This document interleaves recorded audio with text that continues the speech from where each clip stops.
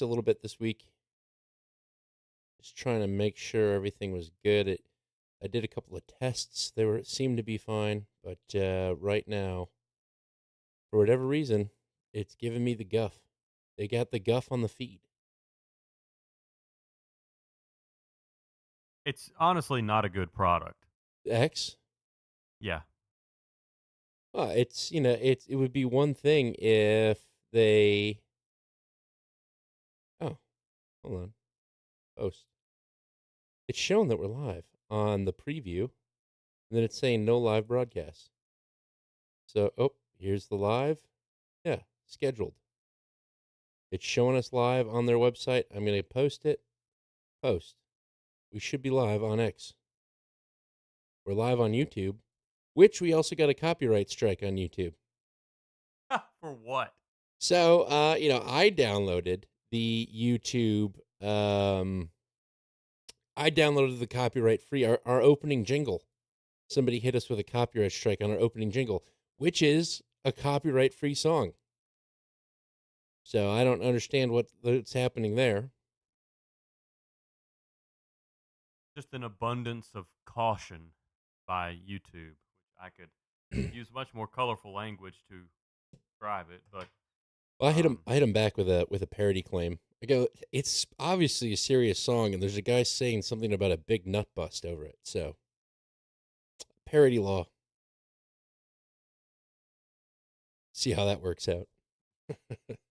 but if it's a copyright-free song, that's all you got to say. That's what I said. But the copyright claimant is this epic song. So I don't know if somebody stole it, put it into a video compilation, and said copyright free podcast music. Oh yeah, Yeah. So maybe. I've got no idea. But anyway, I'm Well, we've fighting been back with needing to parody change the law. intro anyway. Well, it said they're not going to take the video down. They were saying that we just won't be monetized, which is fine because Well, since last week we're not the videos monetized anyway, apparently. the video had 9 views on YouTube. So our YouTube presence is new. Last week was our first time streaming to it. Tonight might be our last. We'll see. I think we should be live on Twitch as well. Boom. I'm getting kind of jaded Jaded. over these platforms and their rules. And every time I want to look at my bank account, I have to put in a code that is texted to my phone, and I can't do anything unless my phone is online and live. I'm getting jaded over that kind of thing. Two-factor authentication. Yeah, every time. Yes, I understand 2FA, but to have to do it every time from a known device.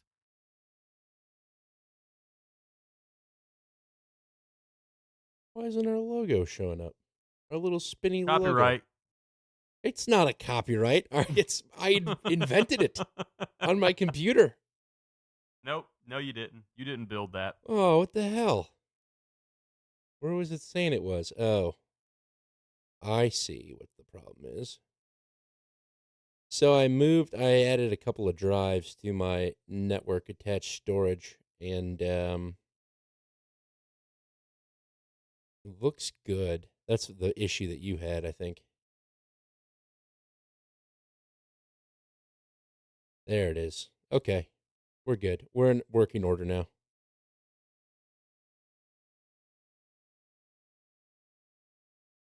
Okay. Is Well, that I your think there's only volume? one thing. What? What? Is that your standard volume? Yeah, this right here. This is just me talking, just saying, okay, well, we're about to get through this thing then, I guess. So it's about where I'll be talking throughout the show. Is that good? Yeah, I guess it's fine. It's fine. I can't adjust. Let me just adjust some things over here.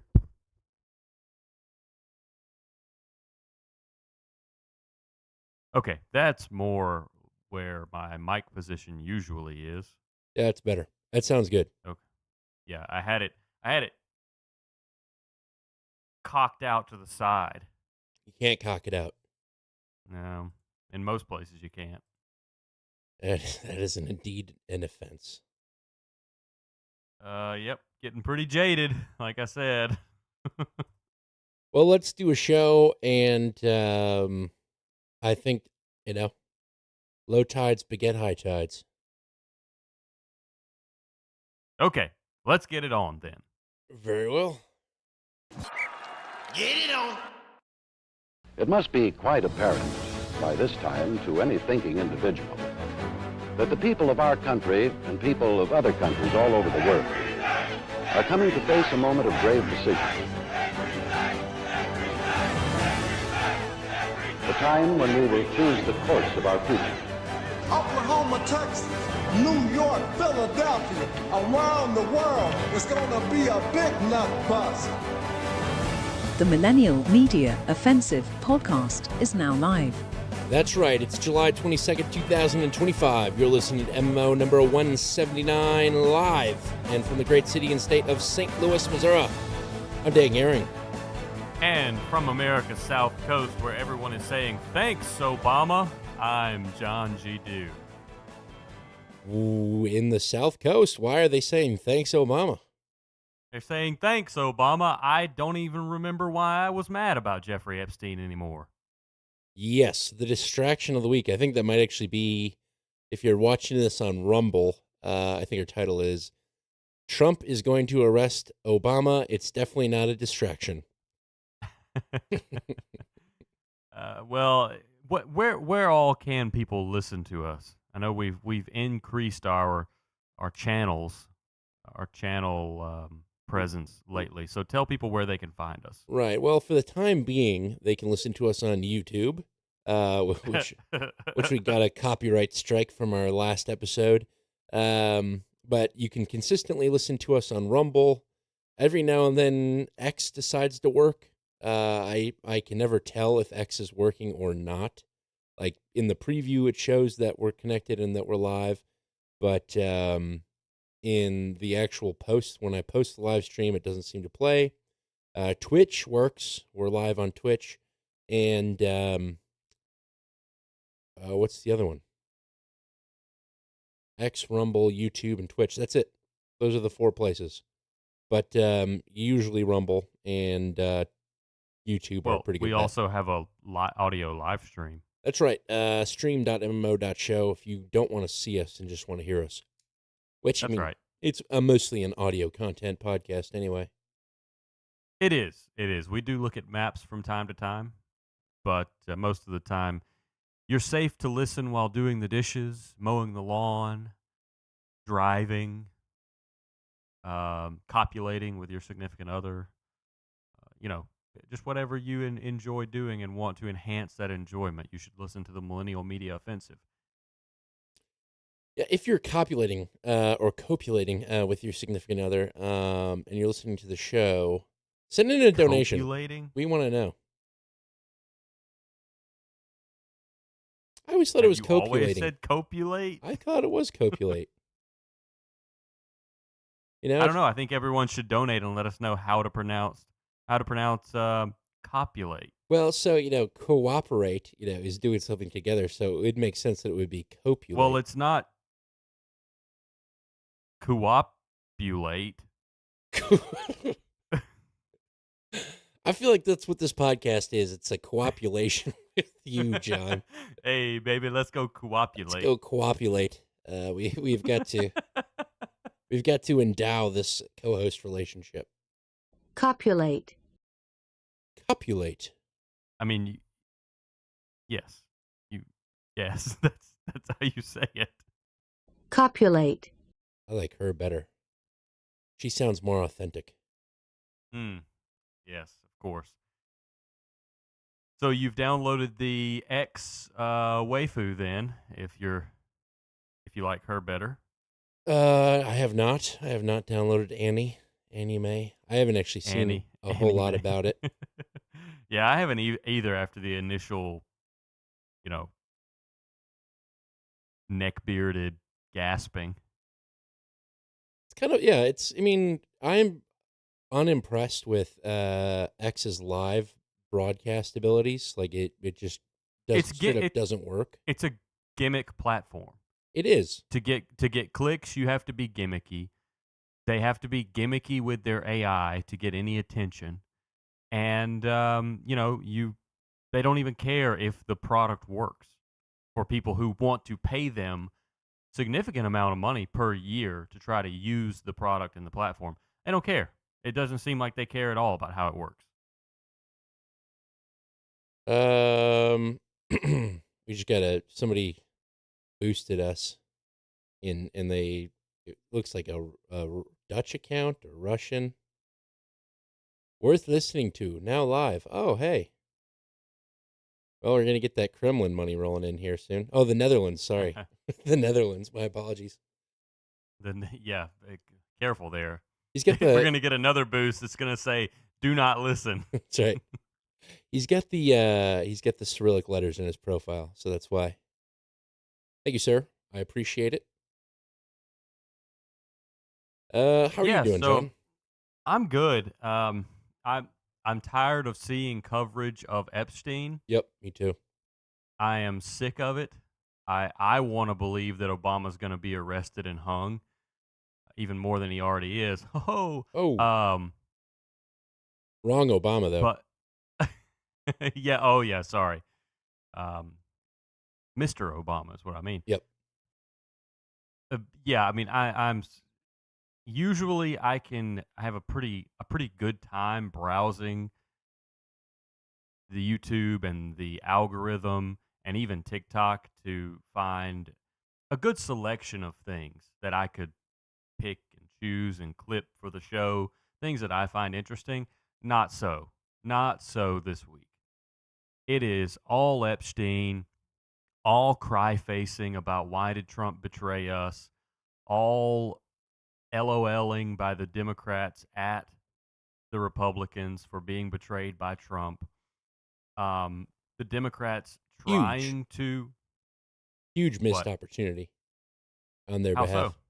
Crying at the MAGA as opposed to saying, "Isn't this ridiculous? Join us, and we'll release the Epstein files." Easy play right there.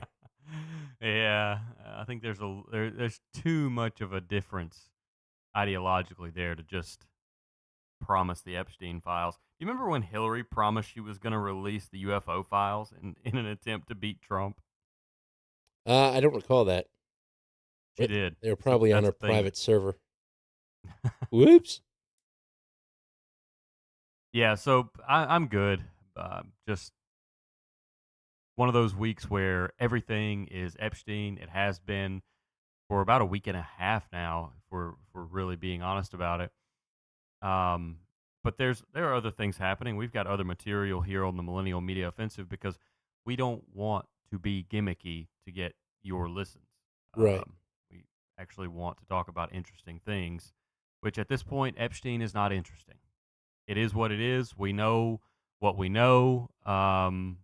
We can speculate, and I did enjoy listening to Alex Jones speculate on Tim Dillon about what possibly could be happening. You can listen to Alex Jones for 5 hours, and you could pretty much summarize his point in a minute and a half, and everything else is just him talking about his sources and how he doesn't really want to.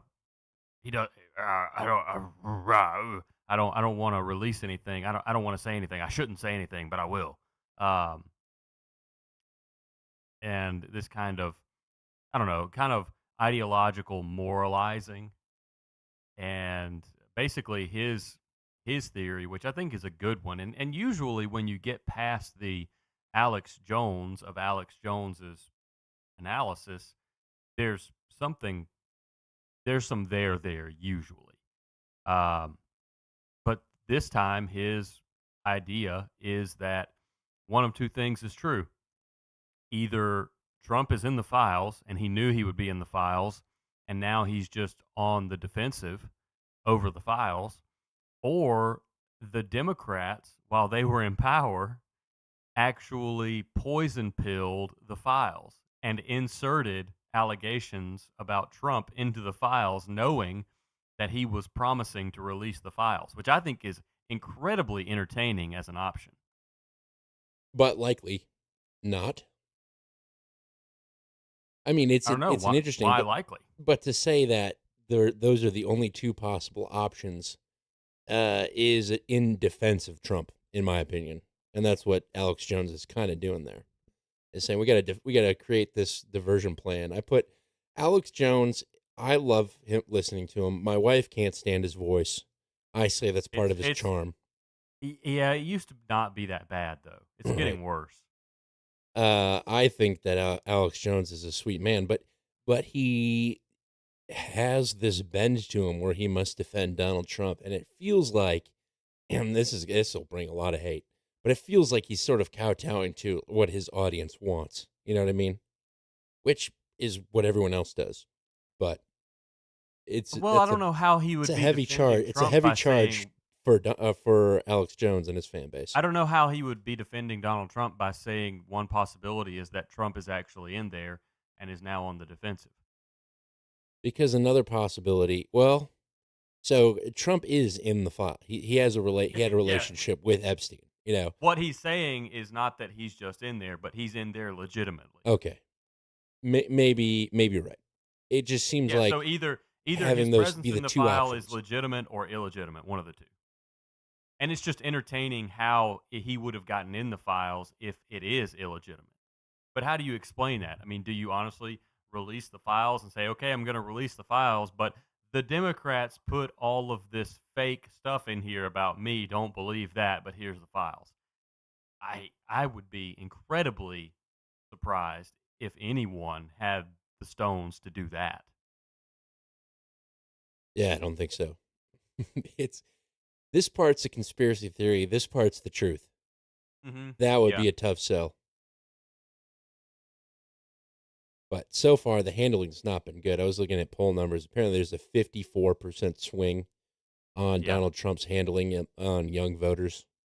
So he's lost the youth. And this is kind of what I was warning about with Israel and Iran and all of that. I really think that a significant portion of those people that were, put Trump in the White House have now shifted. The centrist people have now shifted away from Trump, and I don't know. It's going to take a hell of a lot of something to win them back. Well, you're not the only one seeing this, and if you're fine with jumping into a segment of mine, I think this is a great opportunity. Absolutely. You're not the only one seeing the shift in the youth away from Trump over foreign policy and the Epstein files. And CNN, whoever is running strategy at CNN is plugged in because they see it and they're capitalizing on it. Oh, yeah. And, by the way, someone got James Tallarico on Joe Rogan to capitalize on this. Then, after James Tallarico, representative from Texas, by the way, Democrat, after he goes on Rogan, you get this CNN report about rising star James Tallarico. Just happens to be a handsome young Democrat. So they are throwing anything at the wall and seeing how people. I guarantee you, there are already polls out about him and his odds for presidency, but he's got no name recognition. Well, you just listen to this 3-parter from CNN on James Tallarico. All right, very well. It's the podcast that consistently tops the charts right here in this country. And many credit or blame Joe Rogan's 11th hour endorsement of Trump in 2024 with helping him to get him the key votes he needed, especially among the so-called manosphere. It even served as a wake-up call to Democrats, many of whom are now flooding the zone on podcasts trying to reach a new generation of voters. Well, now Rogan is pitching a new idea for a presidential candidate. It's probably not someone who's been on your radar. I think of politics now less as left versus right and much more as top versus bottom. Yeah. Because You're right. I just see how we are all pitted against each other. We have far more in common than the stuff that divides us. Then that's a threat to their power. It's a threat to their wealth. You need to run for president. Yeah. We need someone who's actually a good person.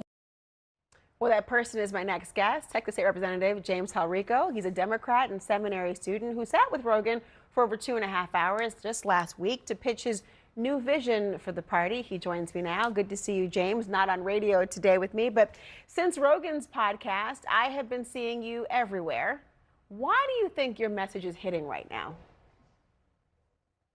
Well, I think Democrats have to get out of their comfort zone, and we've got to meet people where they're at.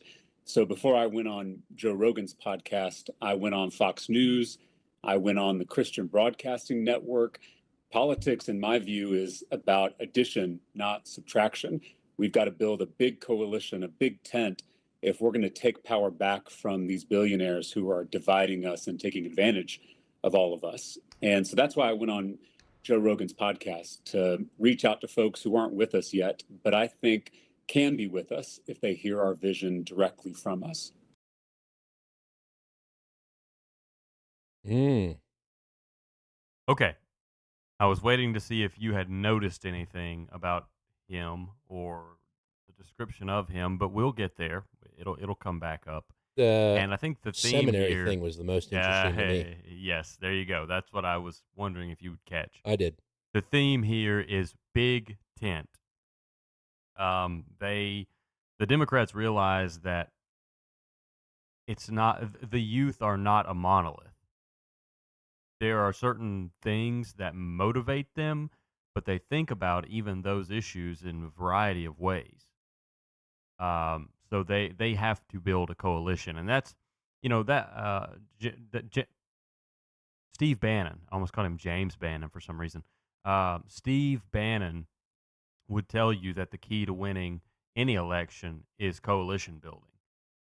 And Trump did it, Mondami did it in New York, and now the Democrats are trying to do it nationally. It's just going to be difficult to do with these upstart politicians. But they're going to try. So let's go with the second clip. Well, Democrats, as you know, they lost the House. They want it back. How do they convince voters that the vision that they want is what Democrats will offer? Well, first, I think we have to start by telling the truth. And that is that this political system of ours is deeply broken. There is far too much influence from big money and billionaire mega donors. And if Democrats aren't talking about this corruption, if we're not putting forward a positive vision for how we can clean up government and make it work for regular working people, then we're not going to win the next election. So that's on us. We're going to have to acknowledge the ways in which the system is broken and then put forward our vision for how we can fix it from the bottom up. And I think if we do that, we will see the fruits in 2026. But what if some voters believe that it's Democrats who broke it, the Democrats who are causing the disconnects and beyond? What do you say in response? You pushed over to the Republicans and say, it wasn't us, we can fix it though? No, I think we've got to accept our share of the responsibility. This is a problem in both political parties. The influence of wealthy special interests, the influence of big money and these billionaire donors, that's something that affects both political parties in all corners of this country. And so if we're not honest about that fact, then we're not shooting straight with the American people. And I think folks are hungry for people who will tell them the truth and then provide real solutions to get us out of this mess and make this democracy actually work for regular people.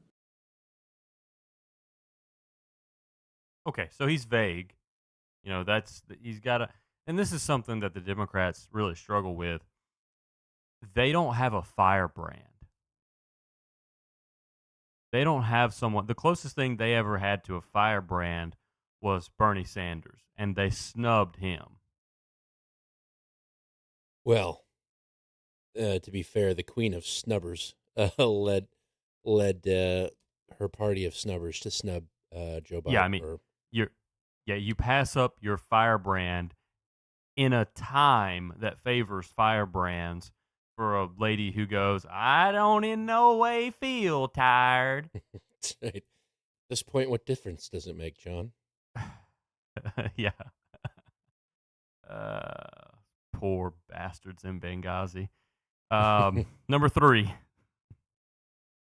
Well, here's somebody who's known as a straight shooter, but his solution may not be yours. I'm talking about Democratic strategist James Carville, and he just wrote in an op-ed, the only thing that can save us now is an actual savior. because a new party can be delivered only by a person. No matter how many podcasts or influencer streams enter our the candidates God go on, aspect. our new leader won't arrive until the day after the midterms in November 2026. What's your reaction? Well, I know James Carville is one of the most talented and successful operatives in our party, and he oftentimes uses colorful language. I already have a savior, but I know that in 2028, we're going to have a Democratic nominee for president that we can rally around. We can't wait until then, though. Our party has got to start now organizing in every part of this country, not just in blue states, but in red and purple states too. We've got to start putting forward a positive vision for how we're going to change this broken political system and start delivering for people on housing, on healthcare, on education. That work starts today.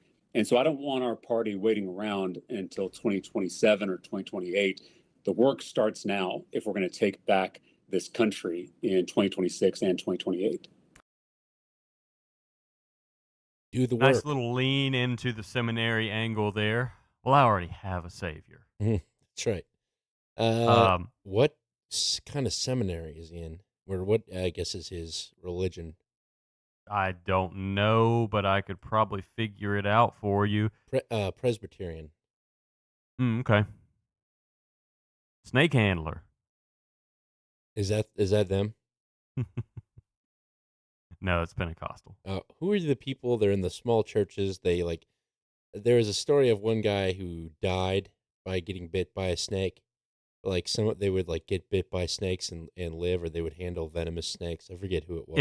It's a very niche Pentecostal group. Gotcha. Not for me. Not for Are me. you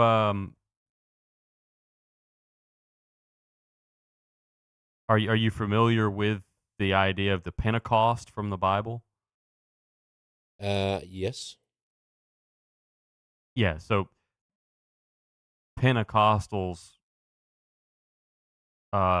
speak in tongues, and some of them handle snakes because, the whole idea, the very basic short version is the Holy Spirit is with us so we can do these things. Because for those who don't know, the day of Pentecost in the Bible was when the Holy Spirit descended on the disciples in Jerusalem after Jesus had been crucified, and I believe they could understand one another, even though they spoke different languages. They were speaking in tongues, and people were understanding. All kinds of interesting things were going on.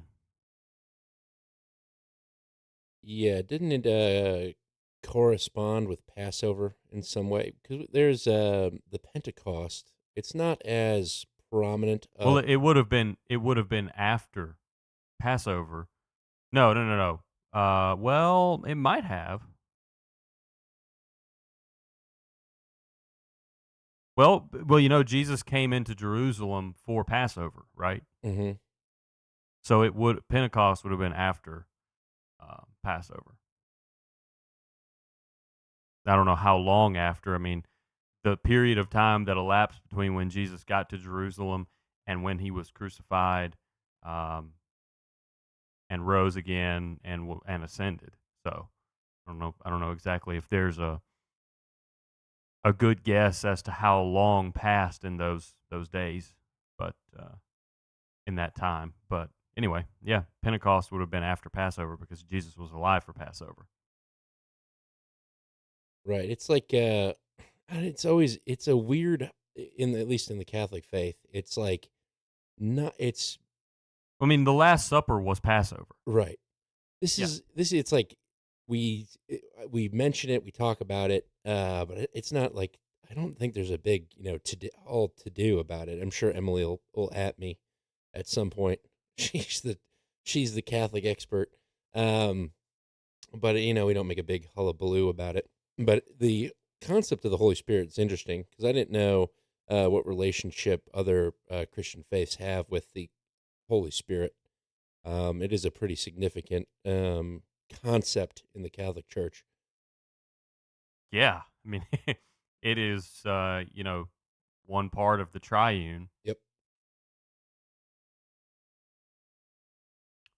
So, it's funny. We've got a Catholic expert and a Bible expert.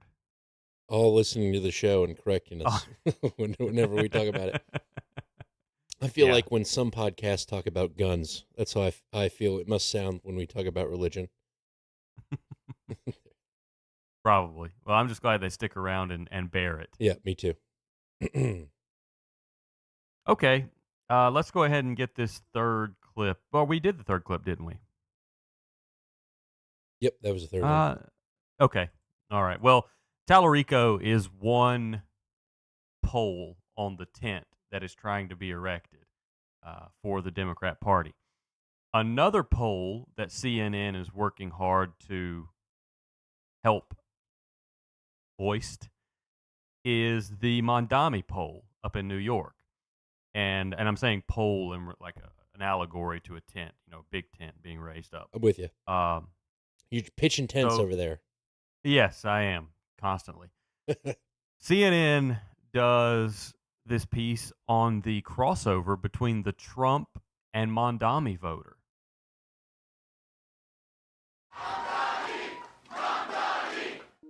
Zohran Mamdani's win in the Democratic primary for New York mayor shocked the Democratic establishment.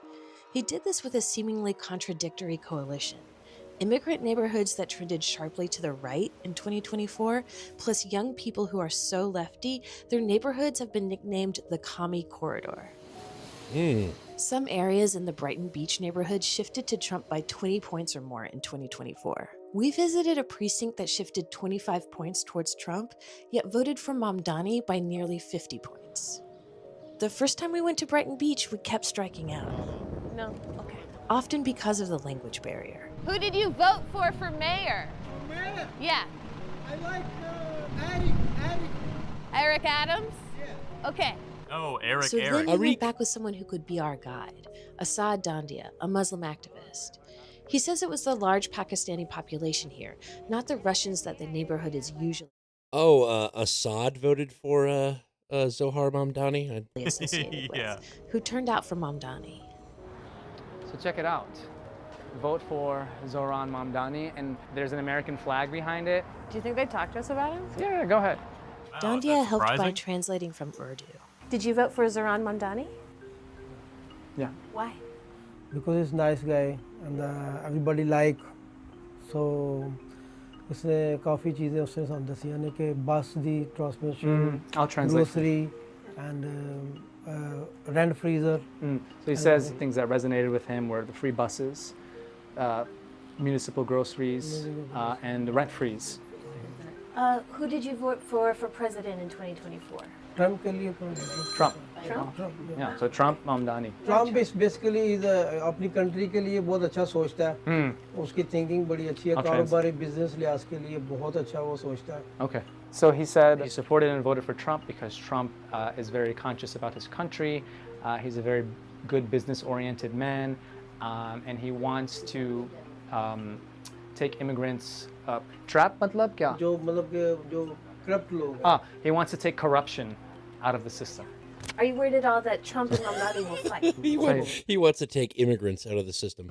Okay, so he says he has faith that the two of them are going to kind of move the country in a good direction. Yeah, this guy makes good business sense, and this guy wants to give me a bunch of free shit. That's why I voted. Yeah, exactly. Exactly. Let's not lose sight over the course of this of what this is, what CNN is doing. They're trying to help establish this Democrat tent for the young people that feel isolated or exiled by the Trump administration to shelter in, to come to. Say, it's okay that you left. You can come back. We have fun here too, don't worry.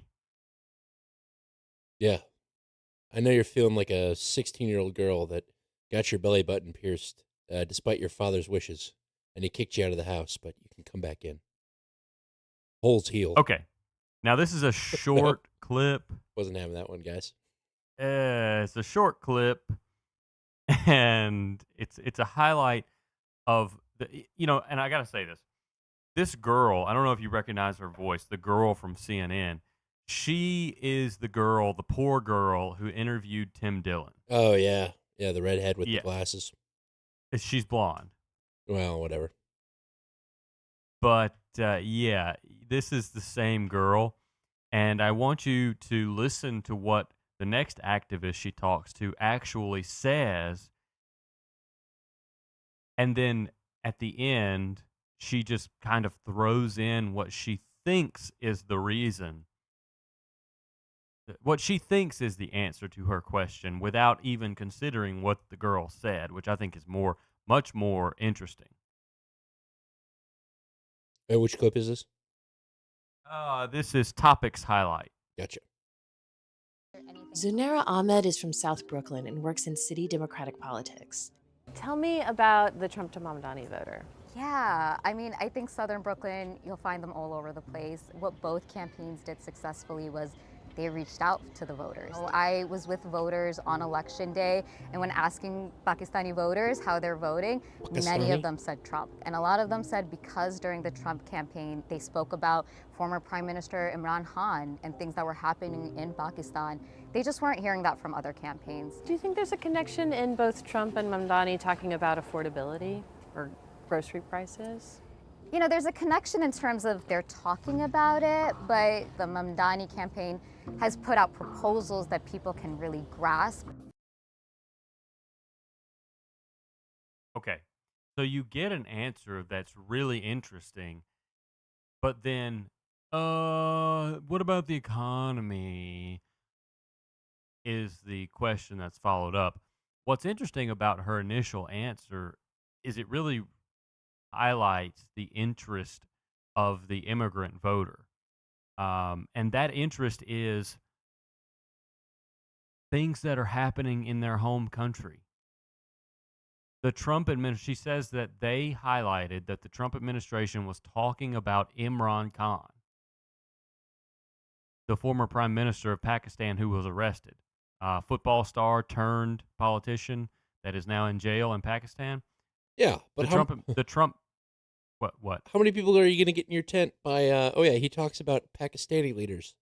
Should Zohan Mandami talk about Pakistani leaders? No, let's highlight the free groceries. But that's what they don't get. They think you can just talk about these amorphous things, these vague things. What they miss is that there's one thing to talk about things in a vague way at a rally, and it's a completely different thing to send people out into communities and talk about very specific issues that they care about. And I don't think the Democrats are doing that. I don't think they care enough to do that.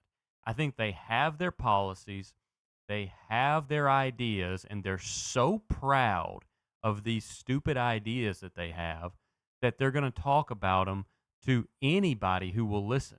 They're not going to talk to the Pakistani people in New York about Imran Khan, mainly because they think Imran Khan is problematic. But they don't want it bad enough. Even if Trump didn't support Imran Khan and what he's doing, and he really hasn't said that Imran is, he hasn't been a champion for Imran Khan. But when his campaign came to New York, when they were talking to Pakistani people, that's what they talked about. And I think it's both interesting that the Trump campaign had the awareness that these aren't the people that come to our rallies. They don't want to hear the shtick that Trump does at the rallies. They want to hear what they're interested in. Then the next thing that's so interesting to me is that the immigrant voters are interested in things happening in their country. So when you hear people say that these newcomers, to use a phrase, or these immigrant communities, they're just as American as you are because they're here for a better life and they're bought in, and that is assimilation, you bigot. It's not. They don't care about the same things you do. They care about what's happening back in their home countries because it's their home countries, and they care about their immediate situation here in the U.S. And I'm not faulting them for that. That's understandable. But it's a bald-faced lie and a fallacy to believe that just because they're standing on U.S. soil that they care about the same things that dyed-in-the-wool patriotic Americans care about.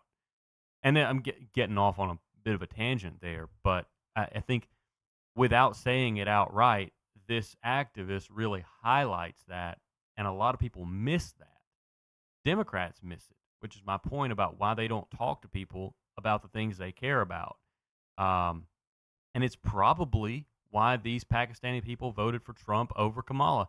The people coming into these communities telling them to vote for Kamala were talking about how bad Trump was. They weren't talking about Imran Khan.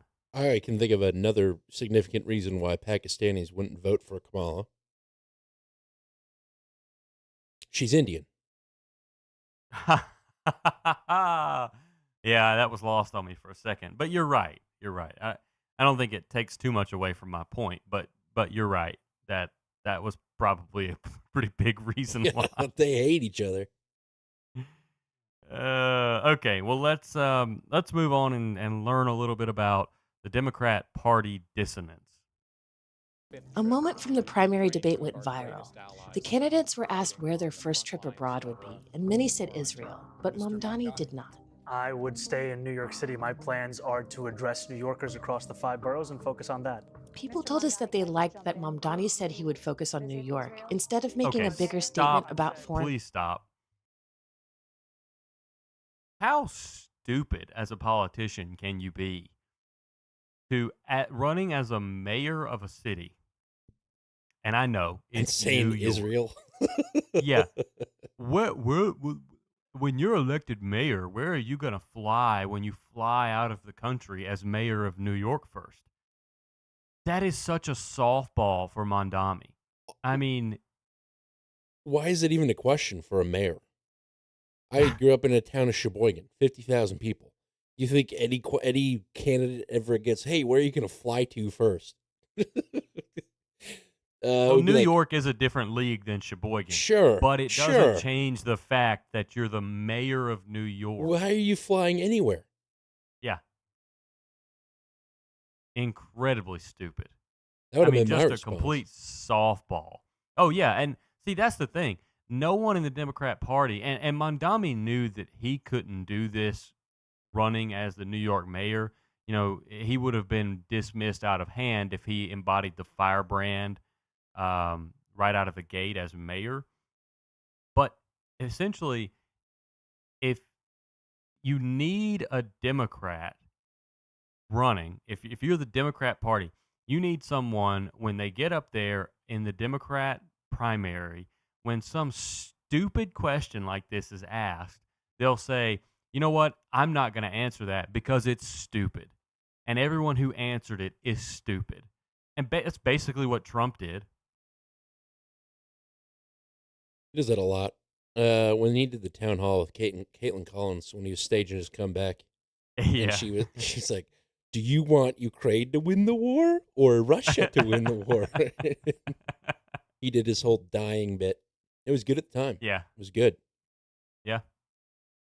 Can't corner me, because Caitlin. People expect these stupid canned responses. Hello, politician GPT. What do you think about war?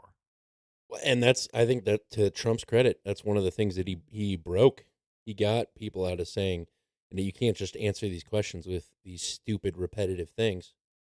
You got to have a little bit of personality. And, before it was George Bush dancing with an African tribe. Everyone's like, oh, that's adorable. Yeah. But, that was the most personality you got. And Trump kind of cracked that open and said, I'm just going to be real with you and speak real to you. And it resonated with people hard. Yeah, definitely. Which really begs the question, and I've written about this. Some of the last pieces that I wrote and published were about just kind of mulling over the future of politics in America. Because if you try to emulate something like that and you don't have it, the whole thing of, I don't know what it is, but you got it, kid. If you don't have it, your career's over. If you try it and don't have it, your career's over. You're never going to recover, Jeb, from trying to play the part. That's not a part that you play. It's a part that you live. That's just who you are. And I haven't seen. I understand the Democrats trying to pop up this big tent and get everyone under it who's kind of sheltering from the jabs that Trump throws at everybody now. But you've really either you find somebody who can embody that role and do it cleanly enough that you don't have them embroiled in some kind of controversy that they can't get out of. And that's really what has made Trump is the whole Teflon Don persona. Well, I feel like the Democrats missed an opportunity with Amy Klobuchar. She was that, Was she? Yeah. How is your hair fair in a blizzard? It's the only thing I remember of her. But that's, to your point, she's a prime example of not having it and destroying her career. Yeah. Yeah, that is a great example of it. But yeah, are we locked into, these personas emerging and taking power? Or do we just kind of lamely revert back to, well, this is as good as we've got. This is as good as the gatekeepers will give us? I think it's going to be a mixture. You have to have at least a transition if you want to go back. But, Donald Trump turned the page. He started a new chapter within who our politicians are going to be. And you saw a bunch of people, specifically a lot of people on the right at first, the young Hispanic woman out of St. Louis that was, don't be weak or gay. In America, you can be anything you want. Don't be weak and gay. Just trying to start this whole controversy, outspoken, whatever. So I think that's going to be hard to solve for. The Democrats are actively trying to find their version of Trump, and they've been resurrecting this whole Mamdani talking point over and over again, saying this is the template. I think Emily Jashinsky was the first person I saw that actually pointed out that Mamdani used populism just like Trump did and equated the two together. Yeah, but it's two different populisms. Yeah, of course it's two different populisms. Trump's populism is it's anti-immigration. It's anti-immigrant populism. And Mamdani's is, you want free stuff? Right, but both of them are speaking to the people about issues that matter to them, or, were. Not, are you going to impose an embargo on Russian oil? Again, I'll tell you what, the average person driving their SUV doesn't give a shit about an embargo on Russian oil until it affects their prices at the pump. They go, why are we putting an embargo on oil? Yes, and then their weird friend says, well, I listened to the Millennial Media Offensive, and I knew this was coming about 3 weeks ago, and you can listen to them if you want to. Oh, really? If they respond with, oh, really, say, just kidding, it's not a show, I made it up. We don't want that. Depends on how nice their SUV is. That's right. How generous they are. Yes. So anyway, let's just restart this party dissonance clip, and I won't stop it again. A moment from the primary debate went viral. The candidates were asked where their first trip abroad would be, and many said Israel, but Mamdani did not. I would stay in New York City. My plans are to address New Yorkers across the 5 boroughs and focus on that. People told us that they liked that Mamdani said he would focus on New York, instead of making a bigger statement about foreign policy he can't control. It was just such a stark contrast between him and not just the other candidates on the stage, but maybe the traditional Democratic Party line in New York City and potentially nationally. Countless people outside of New York said to me, what on earth does this have to do with running the New York City government? It reminded me of the time during the 2016 presidential election when Donald Trump was debating Jeb Bush, and he called the Iraq War a big fat mistake. Right. He gets booed in the room.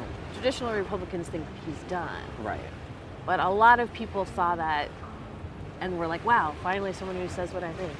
That's an excellent comparison. But I think in some respects, the disconnect kind of between the party establishment and the voting base that Trump exposed in 2016 is reminiscent of the one that Zohran Mamdani exposed in 2025. Okay, I'll ignore the fact that he got his events backward, if you're going to use the word reminiscent, Mr. Writer. But last clip in this segment is the Commie Corridor, which I'm a big fan of the naming convention there. Let's give it a go. Another major part of Mamdani's coalition are voters that live in a string of neighborhoods that political writer Michael Lang calls the Commie Corridor. Many younger college-educated people live here. These neighborhoods voted overwhelmingly for Kamala Harris and then voted for Mamdani by huge margins, in some precincts by 9-1.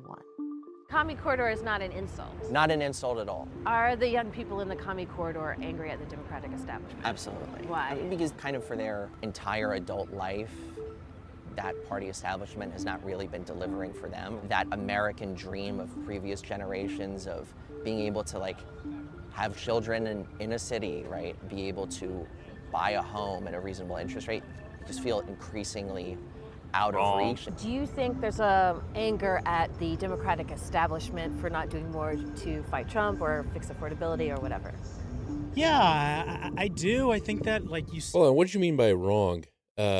Going back to what he was saying about housing prices. Because interest rates have been high before, and they have been high when Oh, people bought houses and would be considered affordable compared to now. It's not about interest rates. It's about general price levels.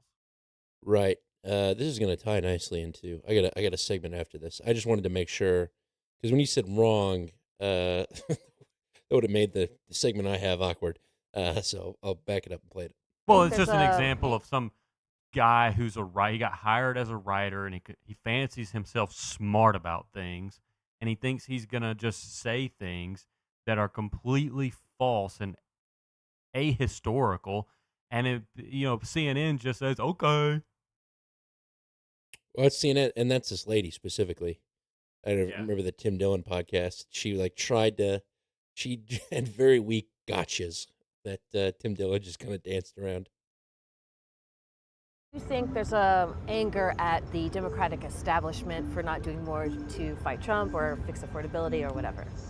Yeah, I do. I think that, like, you see a lot of people who are kind of on the right side of the Democratic Party and puppeting or saying what people on the far right are saying, and I think that they're not appealing to me. I feel anger with a lot that's going on in our government right now. Just even in the sense of there's a lot of corruption, and people who are claiming to be Democratic candidates don't necessarily have views that really line up with what I support or what I think the general people even support. What do you think? There's sort of this idea among like the older Democratic generations that the kids are too far left. I think we need somebody that can really stand up to like all the old guard in our politics right now, and I'm inspired by it. I'm still very surprised at how young he is, but I think maybe we need a little wrench thrown in the other side. Interesting. You know, it's funny to me, and I know you can't really see the people in this clip, but you could go to the show notes and watch it if you want to. I don't know why it's so difficult in a place like the Commie Corridor. You know, the girl that they interviewed. Decent looking girl. The guys they interviewed, just the worst looking people. Like, not even close to being arguably attractive.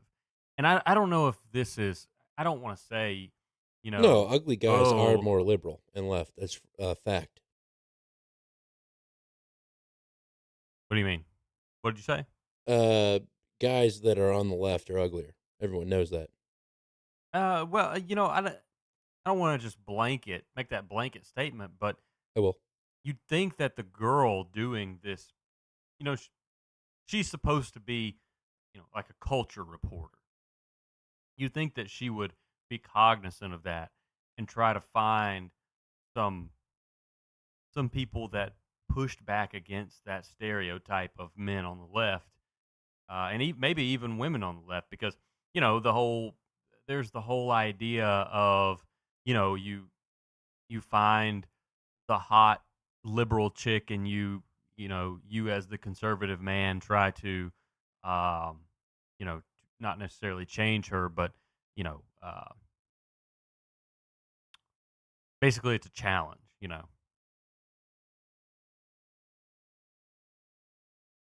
That's an idea that's on the internet. It's a meme in the classical sense of a meme, a viral idea that leftist chicks are attractive, guys on the right are attractive, and you have the resulting challenge. Anyway, it's just something I and noticed. Finish with a mic bump. Yeah, I know what you're talking about with the meme. I think it's a real political challenge, and you may think that's funny, but people like looking at attractive people. And if you get to a party and you look around and there are 5 or 6 attractive people there, you might say, okay, let's see what this is about. If you get to a party, political or otherwise, is the point I'm making, and there's, everyone there's kind of ugly, you're like, oh, do I really want to be here?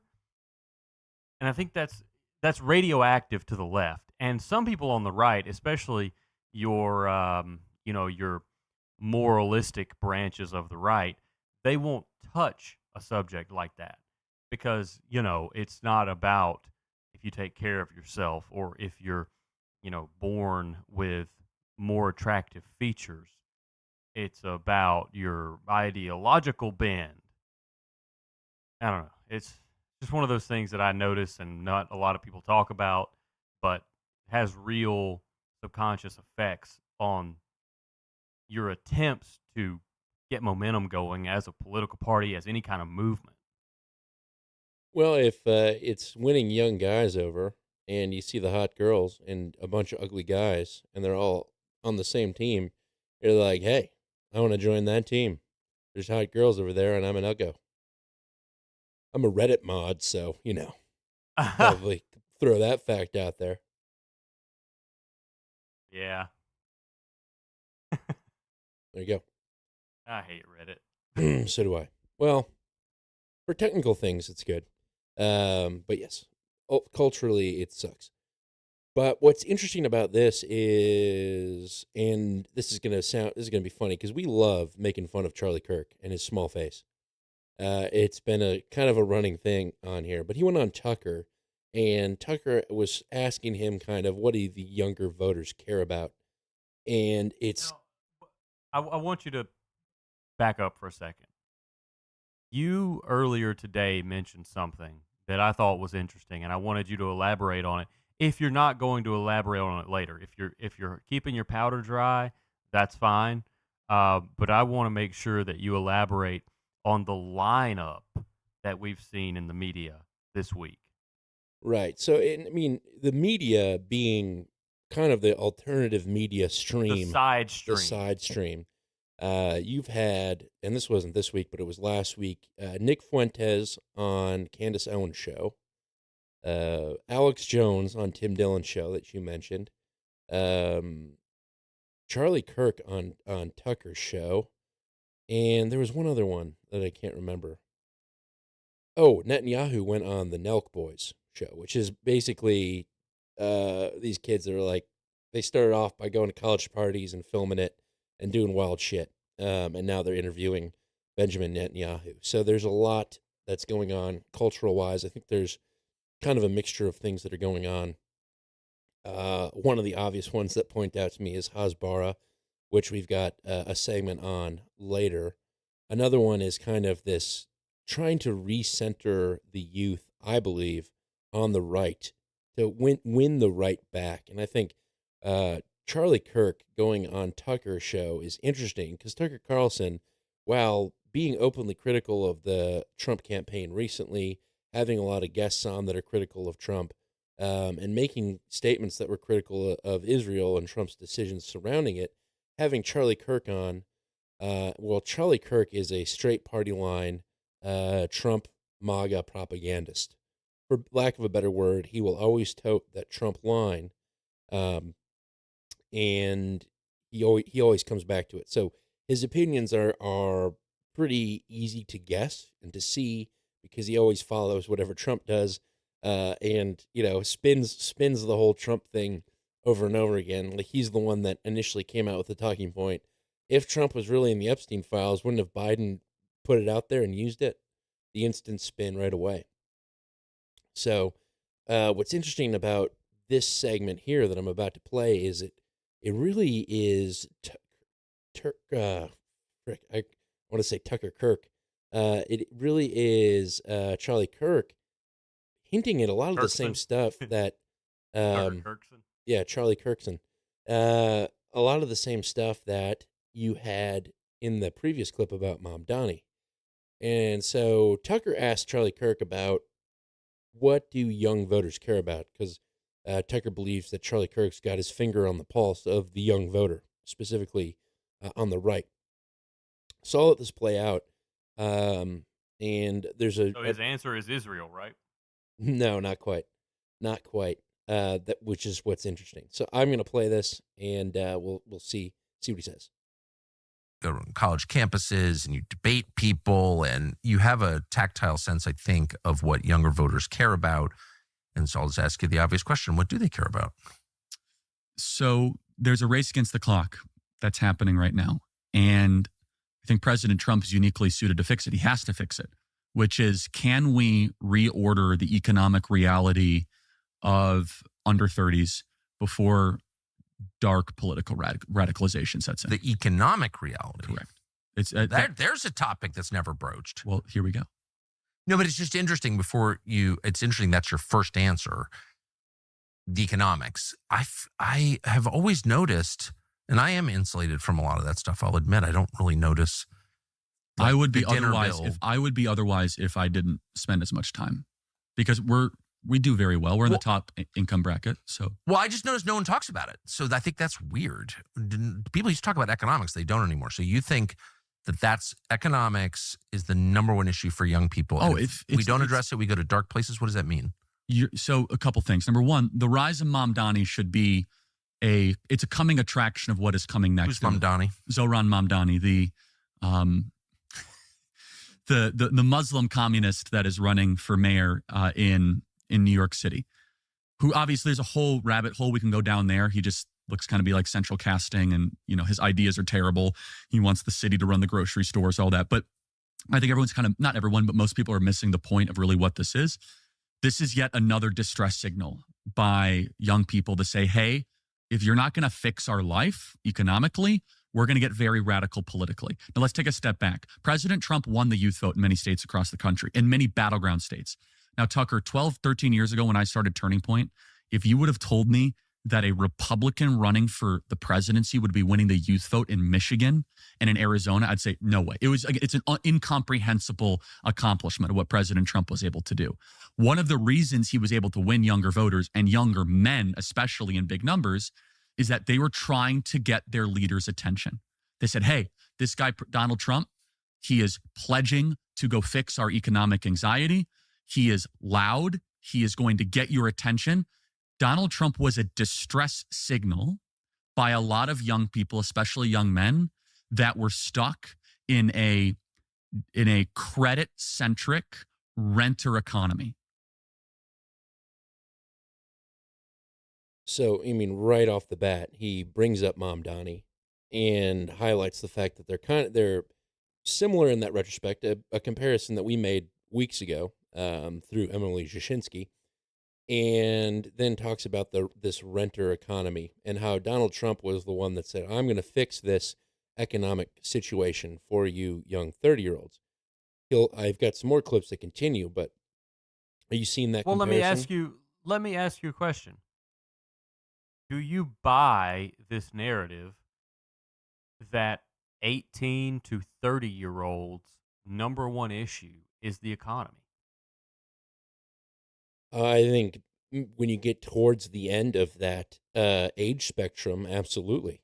I'm past 30 now. I'm 32, but I would consider the economy and the U.S. dollar and how far the dollar goes to be one of my number one issues.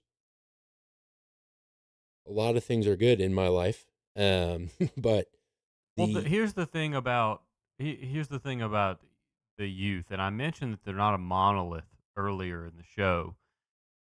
They're I don't think many of them are single issue voters.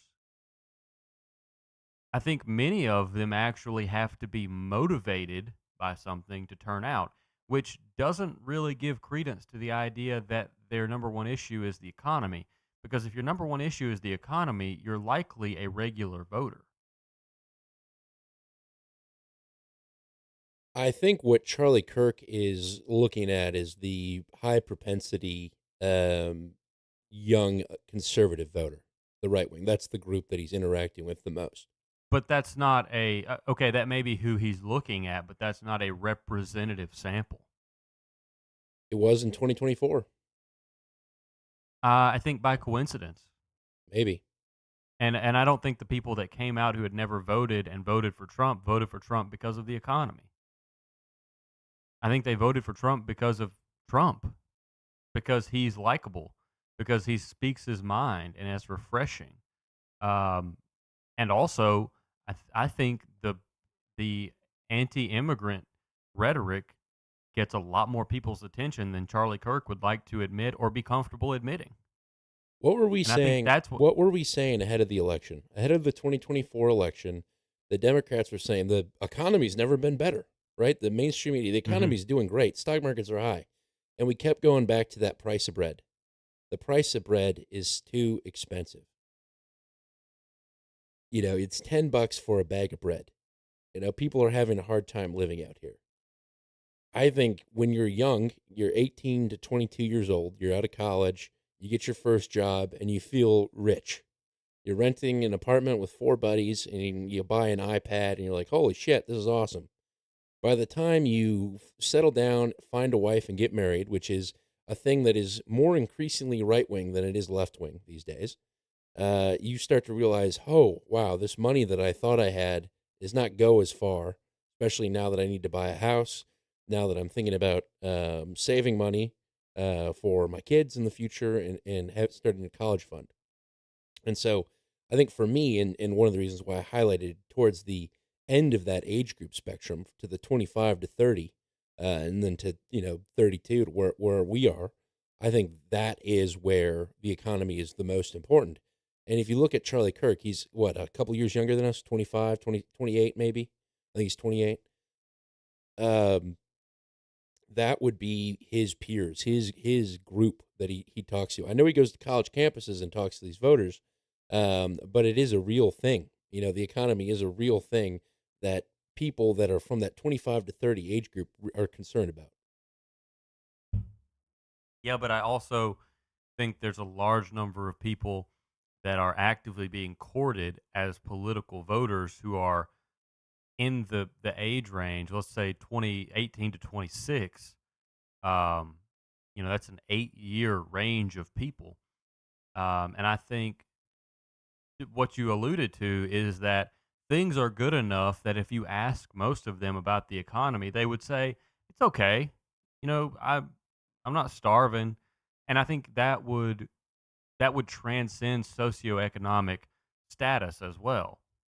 You would see a very similar sentiment toward very different circumstances where, your guy in rural Mississippi who maybe has a wife and a newborn and is 20, 21 years old and just went to work out of high school, he's doing okay. If you ask him, he'd probably say it's okay. It's not great. I'm having to work all the time. And my wife's got to have a job, but it looks like that's the way everybody has to do it now. So, I appreciate the economic rhetoric, but also You know, What does he care about? Why is he voting for Trump? he cares about Trump. He's voting for Trump Trump's having because he fun. likes Trump. Trump's having fun. I mean, I don't disagree with you. There's people that absolutely voted for Trump because he's Donald Trump, but there are actual people that looked at Kamala Harris and said, "Holy smokes, she doesn't have anything. Her policies are nothing." She said she's going to continue doing what Biden is doing. The economy's terrible. The food prices are too high. The rent is too high. And I think that's really what drove and put Trump over the finish line at the end of the day. Now, whether or not Trump's going to deliver on those promises is a whole nother thing. But was it a marketing angle? Yeah. I think your average voter actually had pretty decent expectations that, he may or may not deliver.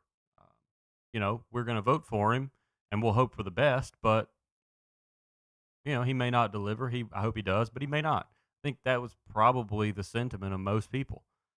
Most of your voters, whether they're one-time politically motivated voters or regular voters, they don't really get charged up about these things. They're either motivated to vote or they're not. And the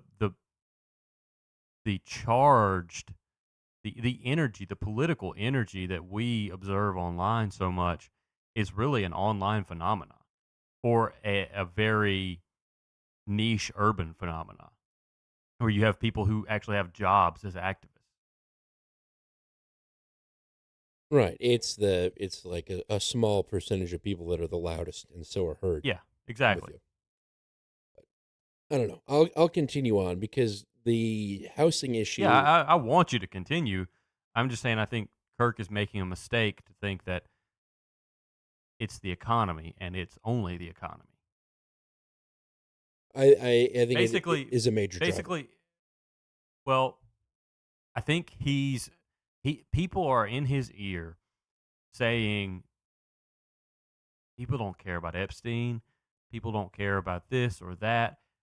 Our mission is the economy. So that's what people care about. They care about the economy. That's why we're focused on it. I mean, to a degree, that's the whole reason for this interview. It's the whole reason he agreed to go on Tucker, is so people stop talking about frickin' Epstein.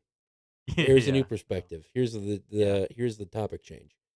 But I think there is some valid points there, and I think you'd be remiss to say that they're not the same talking points that we were hearing on the left a little bit, even if CNN was trying to force them when talking about why did Palestinian or Pakistanis vote for Donald Trump, but like Mamdani.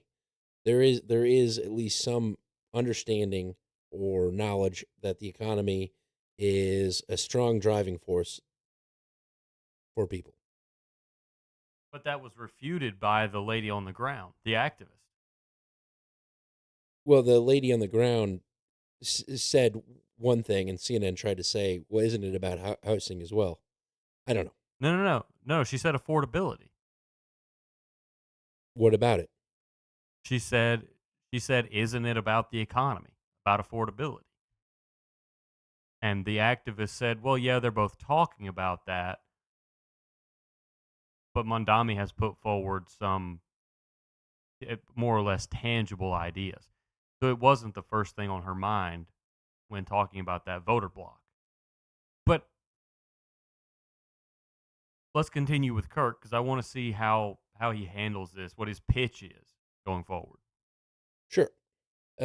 So he talks about the housing crisis. And again, this is what is the rise of Mamdani. It's just another iteration of this, only from the left, which is a credit-centric renter economy. Yes, which is the way that we need to focus, that we need to kind of frame this. And conservatives, I think I know why, are just so unwilling to have this conversation. And I'm not even going to get into what we should do about it. I think I have some good ideas. And trust me, I'm not a socialist. I'm a market guy. I like capitalism. I think markets are good. I think entrepreneurship is good. But we need to kind of paint this picture first because I think I know this for certain. So many people in DC have no idea what I'm talking about when I bring this up to them. And secondly, a lot of people over 50 think this is a foreign concept. And they think, quite honestly, this is just the complaining of young people that don't want to work. So let me kind of paint this picture. It is harder than ever to own a home. We know this, but how much harder? Back when my parents had to go own a home, in their beginning income years, 1970s, 1980s, home prices were on average about 3 times the average income in America. They are now 7 times the average income in America. Rents have gone up inflation adjusted from about $900 a month to now about $1,500 a month. Inflation adjusted. Inflation adjusted. The age of a first-time home buyer in 2008 was 30 years old. It is now 38 years old. First-time home buyer.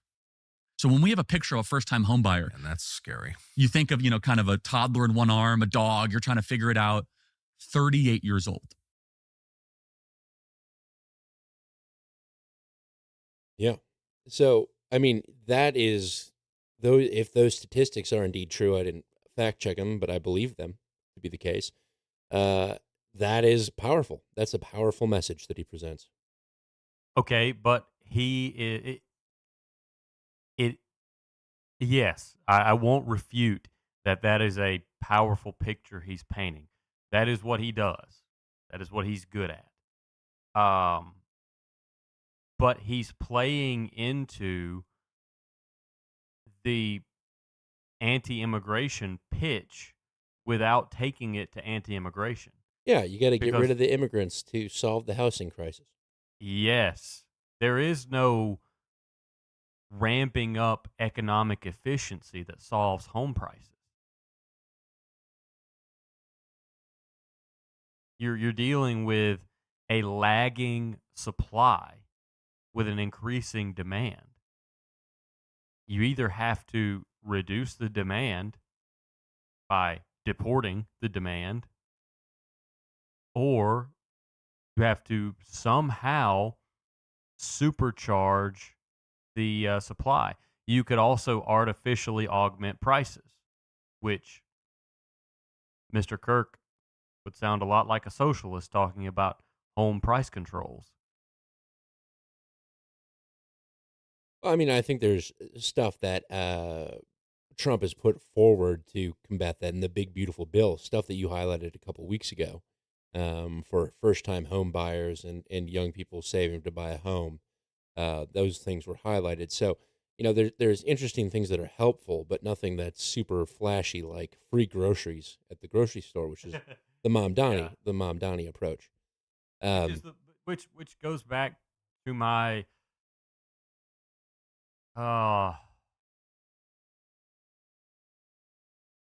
it goes back to my criticism of this idea that it's the economy and this is what people want to hear about going into midterms.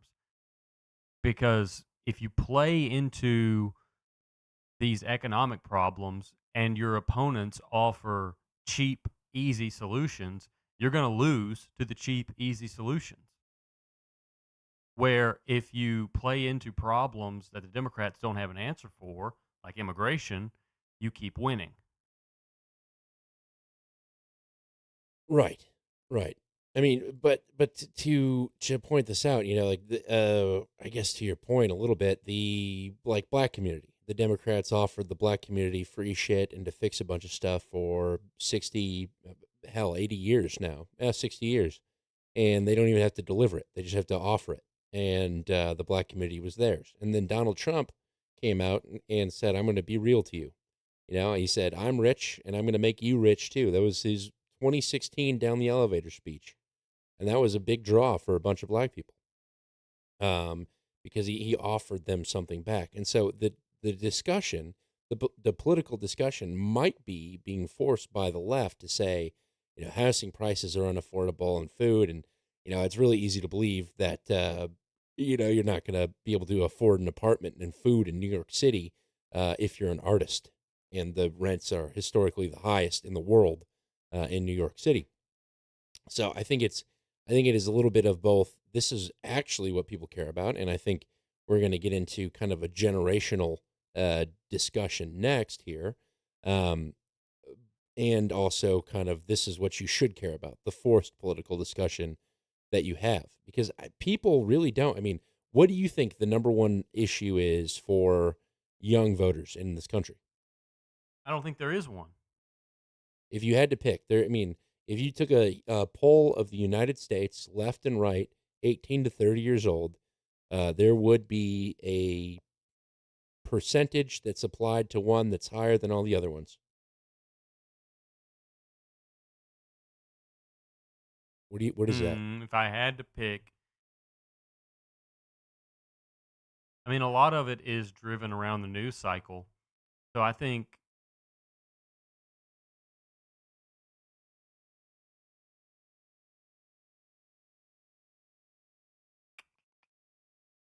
see, I don't know what it would be because my idea of the the youth vote is that there's nothing that really motivates them, no one thing that motivates them unless they're a political activist or actively engaged in politics, which is a small minority of the youth vote. Are you Where away from your microphone? not really. I Okay. mean, I'm I'm pretty much where I usually am. Did I get quiet? Yeah, you did. You were quieter. Oh, I'm sorry. Um, I don't think there's one thing that motivates most of them, so I couldn't tell you what would turn up as the number one thing. I think it would be a pretty large spread. There's a chance it would be the economy because that's a pretty easy answer if you put people on the spot. But I got to think of a way to better elaborate this idea, and maybe I'll come up with it by the time we get through these Charlie Kirk clips. Sure. All right. So we are going to now talk about the difference in kind of generations here. And I think Charlie Kirk strikes a nerve specifically with the younger generation and the boomers. And these next two clips are not a personal attack on you, boomer listening at home. They're not. Trust me, you'll be okay. Criticism is good. So what is causing this? Well, number one, I don't want to get like too Ron Paul libertarian, but the Federal Reserve pumping in cheap money post 2008 has just been a catastrophe. We have spent too much money, borrowed too much money. We have deteriorated our currency, and the purchasing power every generation is getting weaker. So your dollar is actually going less and less as far as it has year over year. So then what is the consequence of this? So you have a generation that is renting a lot more than it's owning. So when you do not own something, why would you defend it? So you find then political radicalization start to seep in because an entire generation is getting routinely cynical year over year as their net worth either stays at zero or goes into negative. Now, my question for every Republican senator and congressman watching this, if you do not know these four letters, then you are not doing your job. BNPL. Do you know what that means? No clue. You know what that means? BNPL? Buy now, pay later? It is what it means. I didn't know what it meant. So, PL. Do you know what that means? No clue. Buy now, pay later. Buy now, pay later is how 60%, according to surveys, of Generation Z is paying for things month to month. They're not credit cards. So this is not regulated by credit bureaus. It's not regulated with credit checks. It's basically anything from Amazon to Instacart, groceries, clothing, furniture. You can finance anything. It's BNPL. It's run by three main companies, Klarna, Affirm, and Afterpay. So basically, as opposed to fixing I believe what he's saying here, as opposed to fixing the solution, what they're doing is they're offering remedies. They're offering temporary remedies that are actually going to screw the younger generation more than they already are screwed. Well, the usage of buy now, pay later, because this is something that I've looked into, and primarily for the job that I do, the normal job that I have. And the buy now, pay later thing appears to be a phenomenon of convenience, where it's simple math. It's a simple logic of why would I decrease my checking account $400 today when I can decrease it $100 per week for 4 weeks automatically. So I don't think this is as much of a symptom as Charlie Kirk thinks it is. I think he's missing the point I think he's missing the human nature of always choosing convenience. They're not regulated like interest rates are, like credit cards would be.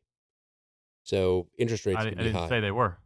But what I'm saying is But look at all the offers you get. maybe to you, you would view it as something that's convenient, but maybe to somebody that needs a new computer for school and they have $40 in their account today, and that's all they would need to pay with a buy now, pay later, but they also don't have any income coming in or very little income coming in, and then they get caught up in a debt trap. It's a new debt trap, much like a credit card would be, only this is not regulated and interest rates are much higher. So then it becomes, as Eric PP points out, buy now, pay forever. So Well, I we'll mean, see pretty quickly because they are going to start being reported on credit bureaus in November. probably is that a new regulation out of the Trump admin? Yes. That's probably why he's bringing it up in the Tucker interview.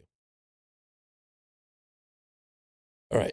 So, America, the economy is actually, to CNN's point, the economy's never been better. America is a richer country, but the wealth is a generational divide. And so there's a last clip in the Tucker and Kirk interview is on the boomer generation. We're super wealthy on one side, like a powerhouse juggernaut, and we are like an economic nightmare on the other side. How did that happen? Answer: the wealth went to older people at the expense of the next generation. That's for sure. Every single economic growth decision of the last 30 years has been made. I am going to benefit. My baby boomer generation is going to benefit. And I don't care if it hurts young people. And I'm not anti-boomer. I get negative hate mail all the time because the boomers are super protective of their generation, as if I'm like attacking Presbyterians or something. They're repulsive. They've always been repulsive. Well, and so, yes. So I grew up with them. That's okay. Everyone can email Tucker your hate mail when it comes to the boomer hate. They're disgusting. And by the way, if you are a baby boomer, take some responsibility for what you participated in. That is the kicker. That's what I will say. You guys have had it great. You've had the greatest run. You've had what either Eric Weinstein would call the ego, the embedded growth obligation, right? Ego, meaning things just keep getting better. The market goes up, your house gets more valuable, and you guys are trying to squeeze the last of a lemon, and you are leaving a crummy, unrecognizable serfdom in your wake. Of course they are. And it's bad for you. It's bad for your legacy. It's bad for your nation. They're the ones who went right from protesting the Vietnam War to like making all this money on Wall Street.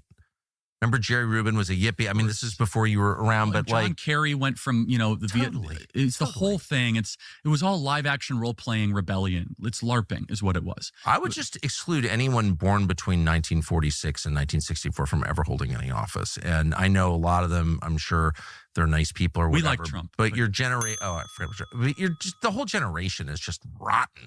But let's extrapolate one part of it, which is that it's definitely that generation has not had a regard for leaving an economic. They don't care about anyone but themselves. That's the whole point. So if you employ that belief into fiscal policy and monetary policy, this is what you get: an intergenerational war.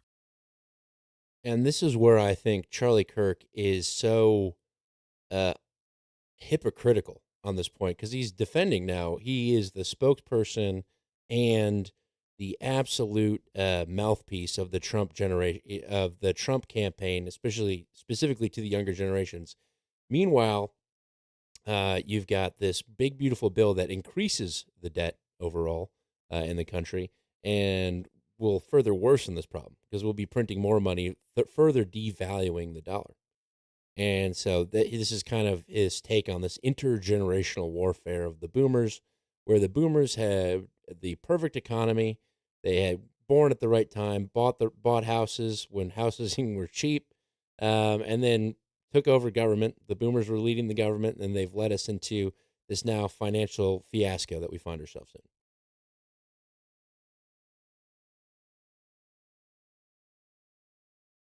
Yeah.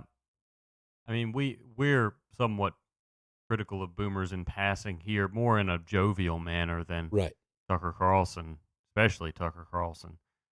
But I had to cut out a couple of segments because he goes on these weird rants and then whoa.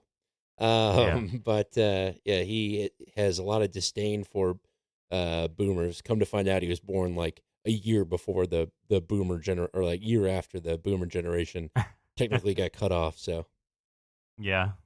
proudly declaring himself Gen X. Yeah. But what I think is funny about your conservative talking heads, um, they will in the same breath advocate for virtually Citizens United and this unrestrained capitalism where basically crony capitalism. And they'll say, well, that's just the market. And in the same breath, will chastise individuals, boomers, for acting in their self-interest in a crony capitalistic society. And they don't see the hypocrisy because they don't see themselves being adversely affected by the crony capitalist corporation. They only see themselves being adversely affected by the crony capitalist boomer. Well, and I think that's where kind of lies the divide in the conservative party. You know, the people that came out pretty hard against Israel, specifically after this whole Iran thing. I think there is a distinction between those two, where Charlie Kirk is back on Tucker Carlson trying to bring those people back into the fold by saying, hey, you know, this is unfair. It's been unfair to the youth vote, yada, yada, yada. But meanwhile, trying to fold people into Trump, who has become pretty much the career-long politician and your standard Republican candidate. At the end of the day, that's what Trump is folding into with the policies of supporting Ukraine, of supporting the Israel war. His candidacy or his presidency is almost identical to that of Joe Biden right now. And it's sad to say, but when it comes to foreign policy, which thus leads to a lack of not focusing on domestic policy and spending our domestic tax dollars abroad, at the end of the day, it's hard to really spot the meaningful difference between the two men, Biden and Trump. Other than, well, you'd have to integrate Obama's immigration policy into Joe Biden's presidency, but yeah, I mean, yeah, we're deporting people and not letting them flood in. That's I guess one potentially solid domestic policy move. But when it comes to the overall economy, I know that's been a point of contention while I'm playing these clips, but it's not helpful. So it's like you got this guy who's trying to still sell Donald Trump, but at the same time, not really. Donald Trump is undermining his sell. Right, exactly. And he doesn't have the wherewithal to point it out.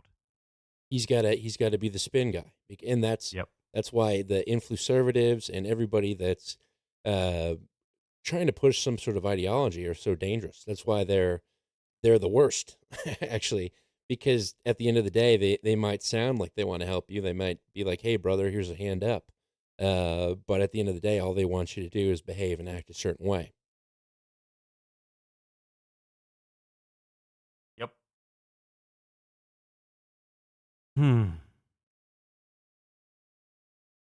Any more Charlie Kirk? That was it. It was an hour and 13 interview. I didn't listen to the whole thing, to be honest with you, but I did pull out those couple of segments that I thought were kind of interesting. Sure. Let's do some Trump clips while we're Trump adjacent with Charlie Kirk. So this is Sanjay Gupta on Trump's CVI diagnosis. This is in the Trump folder? Yes. Okay, gotcha.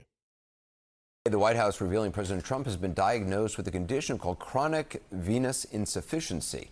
The news comes after the president and some observers noticed swelling of his ankles and some bruising on his right hand he appeared to try to cover up with makeup. I want to bring in CNN Chief Medical Correspondent Dr. Sanjay Gupta. So, Sanjay, what is this condition?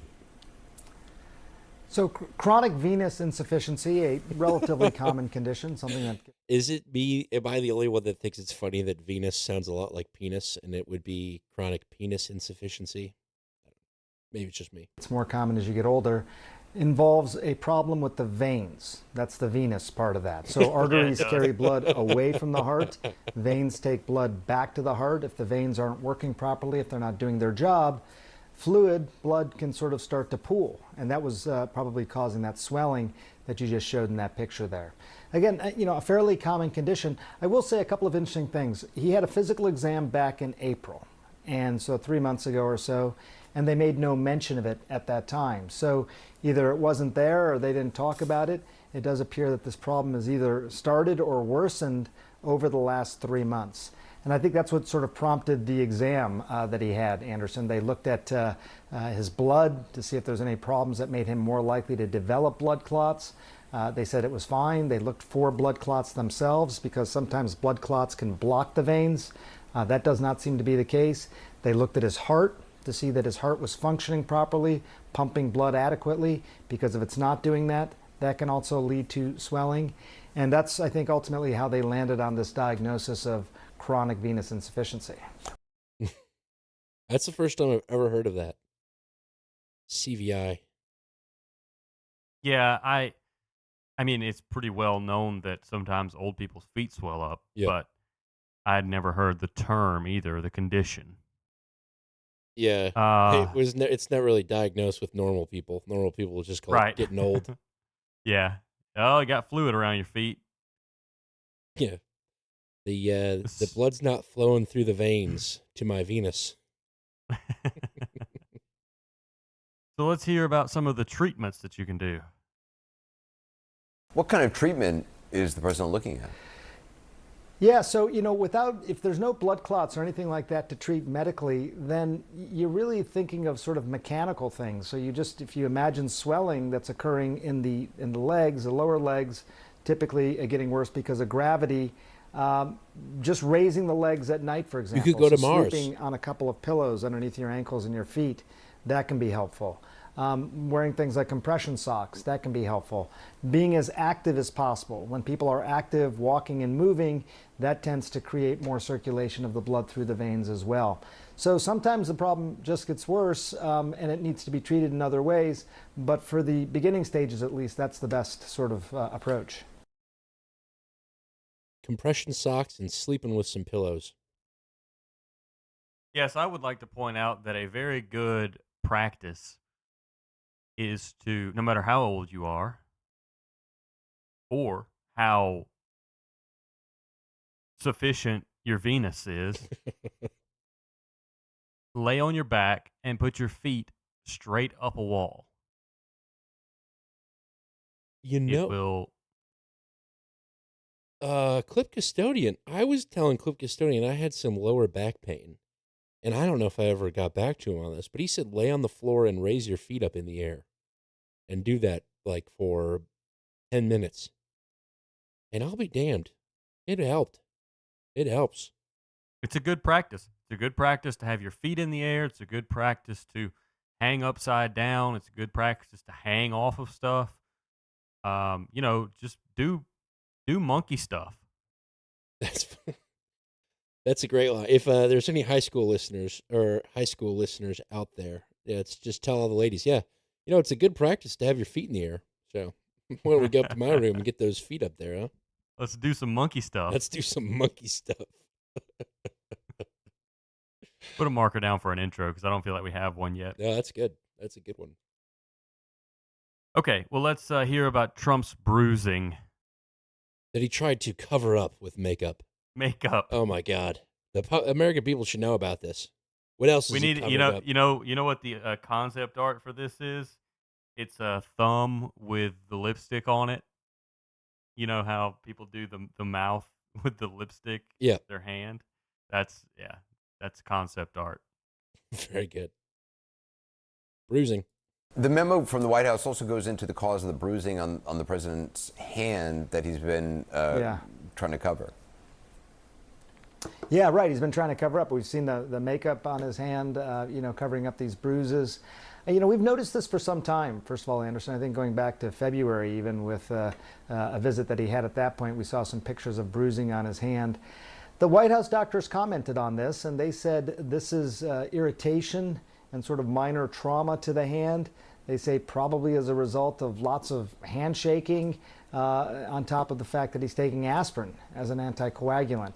So, Anderson, I'll tell you that does track. People who are on blood thinners or some sort of blood thinner like this and have repeated sort of trauma to the hand or just even handshakes can cause that sort of bruising. So that's what they concluded after examining him, and it sort of fits. I bet I could see Trump talking about, if they ask him a question about his hand bruising, you should see the other guy.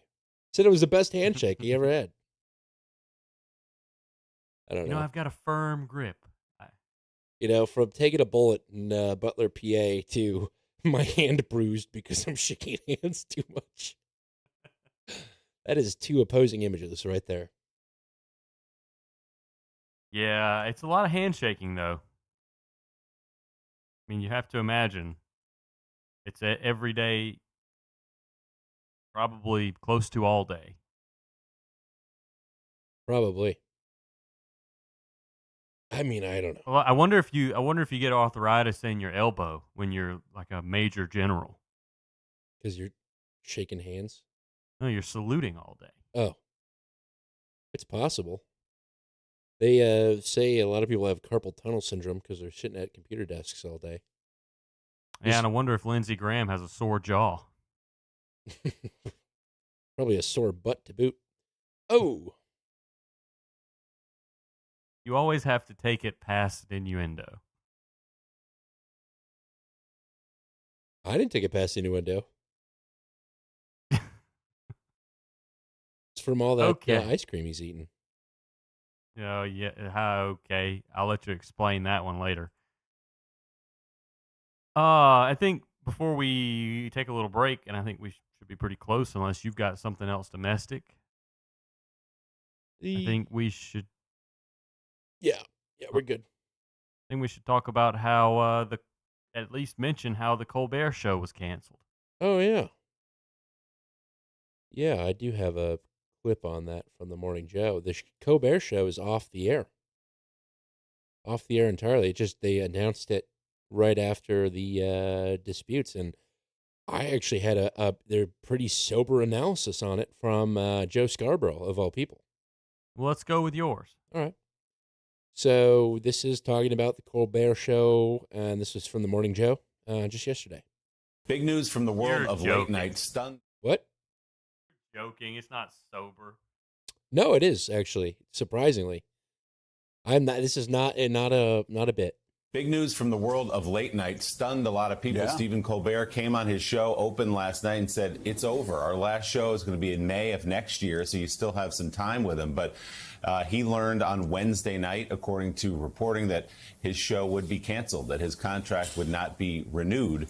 Obviously, that buzz is MSNBC, by the way. Not me. The reason given by Paramount was that it just didn't make financial sense to have these shows anymore. But obviously hanging over all of this is the settlement that Paramount made over the 60 Minutes interview with Kamala Harris last year, and all the pressure perhaps from the Trump administration felt by Sherry Redstone, who runs Paramount, as she seeks a FCC-approved merger with Skydance.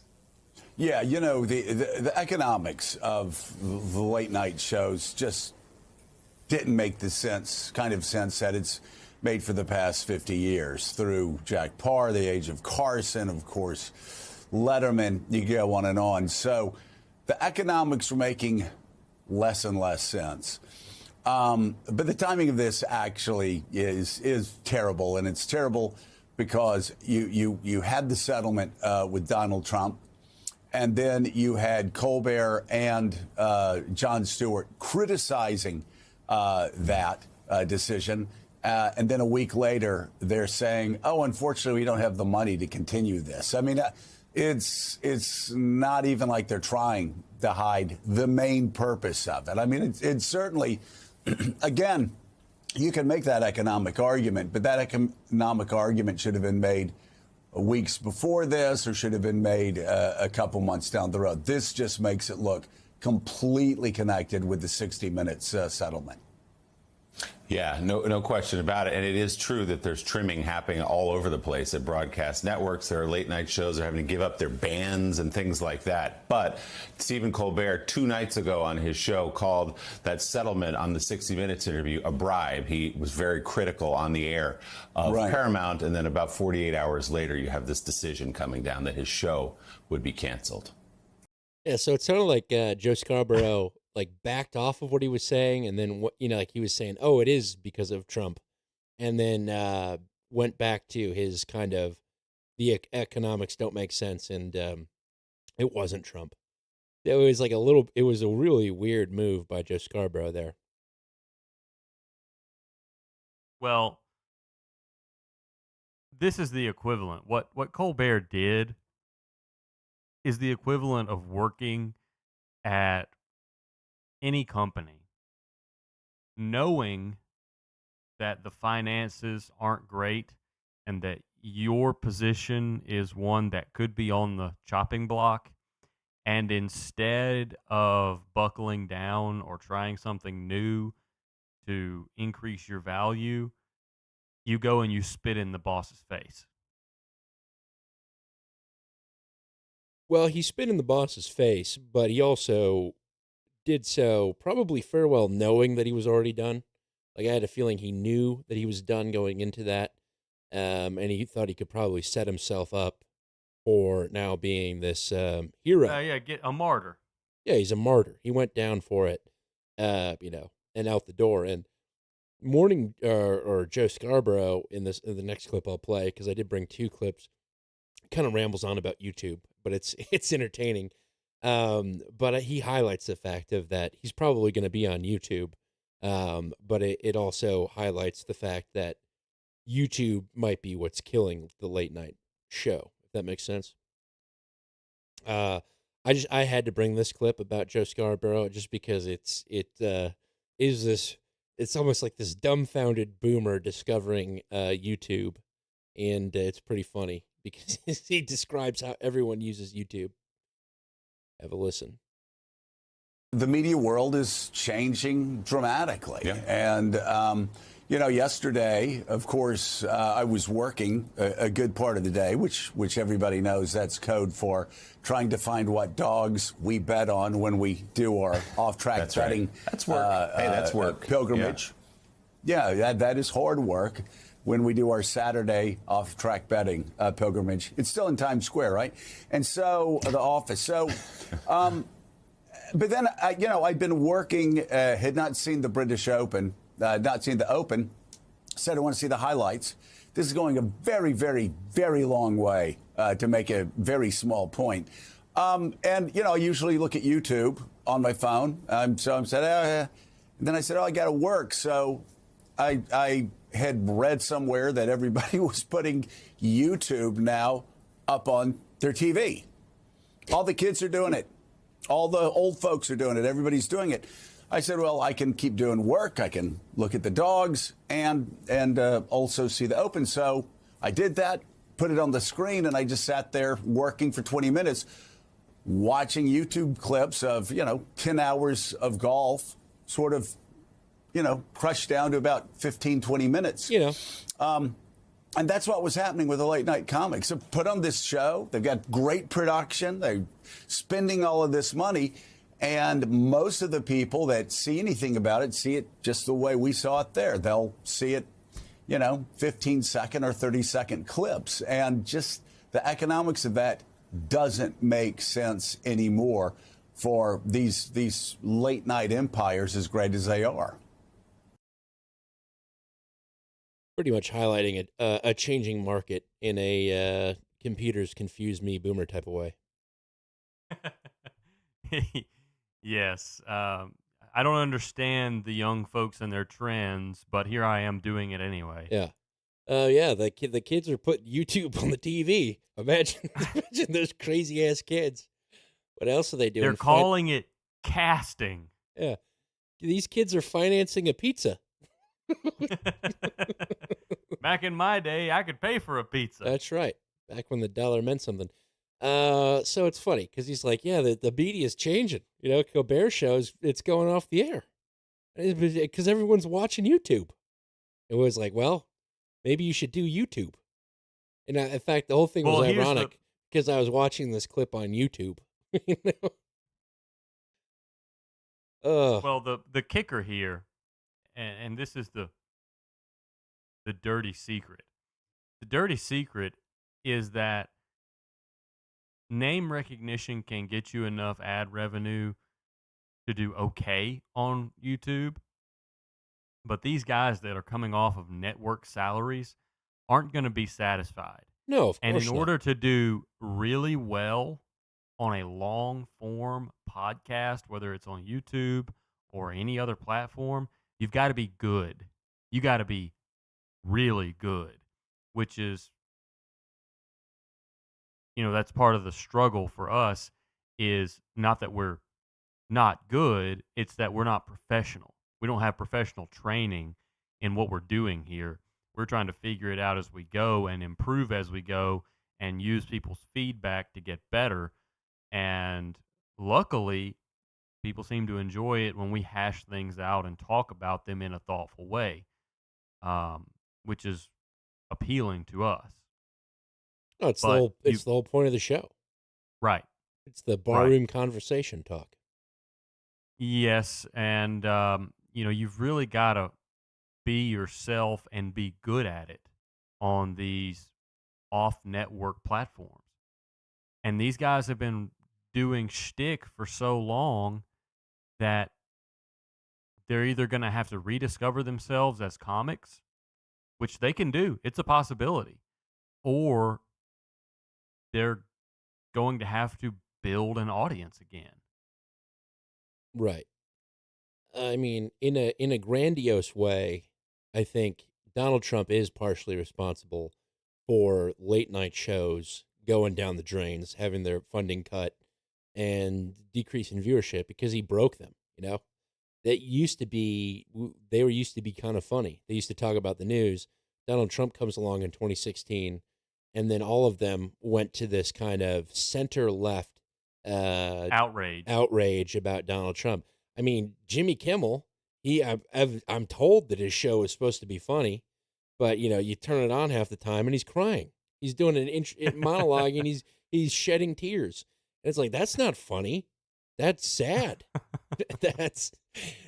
We're sad for you because you're completely failing at your job, which is to make people laugh and to make people feel good. And you're not doing that anymore. So in a weird roundabout way, the people that instantly came out and said, this is Donald Trump, they're doing this to appease the administration, they're wrong. But, I think that Trump does have some responsibility there because they had to meet his energy somehow. And the only way was making really lame orange man jokes. So, yeah. Made your bed, sleep in it. Yeah, absolutely.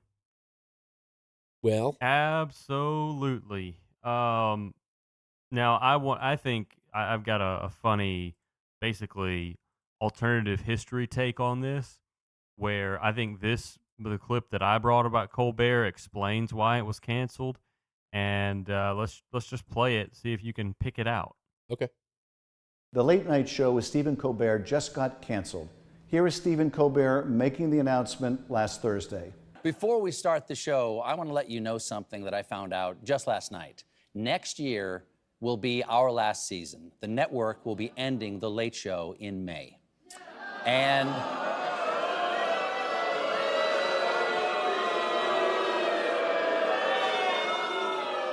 yeah, I share your feelings. As Colbert went on to say, it's not just that he's being canceled, the whole show is going away in May of next year. Here's Stephen Colbert. It's not just the end of our show, but it's the end of The Late Show on CBS. I'm not being replaced. This is all just going away. And I do want to say, I was among the first to find out about the cancellation of the show because, in fact, I was Stephen's guest on that very day. I kind of buried the lead. That's Adam Schiff you're hearing. Oh, is that Adam Schiff? Yeah. Yeah, I missed it. Which, it really strengthens your point about how they're not funny anymore. They don't have funny guests. You got Adam Schiff on the Colbert Show. Adam Schiff is as far from funny as you could be as a human being that still has a beating heart. Yeah, they became these softball political shows, and they became that because for whatever reason they thought that's what people wanted. Yeah. They wanted a counter to Trump being funny on stage and people laughing at him. So we've got that it's not that they thought that's what people wanted. It's that the politicians realized they needed airtime. So they said, well, who's popular? Oh, the late night shows are popular. And when Adam Schiff's office calls you for an interview on your comedy show, you don't have the stones to say, no, Adam, you're not funny. Go away. And this is why the mainstream media is failing, because they've got their set formats. And this is why the alternative side, the side stream media is thriving, because there is no set format for the side stream. There's templates that people try to follow. Have an American flag behind you and say, the liberals are destroying this country. Or, Tim Pool approach, where you just repeat boomer talking points, but you're a young guy, so you're one of the good ones. There's these different methods, but for the vast majority of people are just kind of winging it as they go. And I got an example of that, which would probably be a good ender clip of from Andrew Callaghan. For people that don't know who that is, you'll find out later. Oh, with the Sun. With the Sun. So we got some clips pulled from that for later. But that stuff is vastly more entertaining. I guarantee you that way more people have watched this interview that I'm referencing, and trying to keep a little veiled because I want it to be a fun surprise, than anyone would tune in for the combined Colbert, Jon Stewart, and the other losers that are doing late night. But that will be in the second half, which I think we should get to because we should thank some people. Well, before we thank some people, have you heard about Adam Schiff's trouble with mortgage fraud and how he might be going to jail? Like, you're not going to arrest Obama, but they might actually get Adam Schiff. I have not heard about this. The U.S. Federal Housing Finance Agency referred Adam Schiff to the Department of Justice for misrepresenting his primary residence details on several mortgage applications. It wasn't a misvaluation, was it? It was just where he claimed his. Yeah, he was claiming primary residence in places that, if you take all of his claims of primary residence, they contradict one another over time. I see. I got you. Yeah, that's something. Like, my parents became Florida residents, and so they have to spend like 6 months and a day in Florida, and they're like very, very much doing that. Like, they're very conscious of that. Yeah, making sure that Florida remains their primary residence because it's beneficial for them.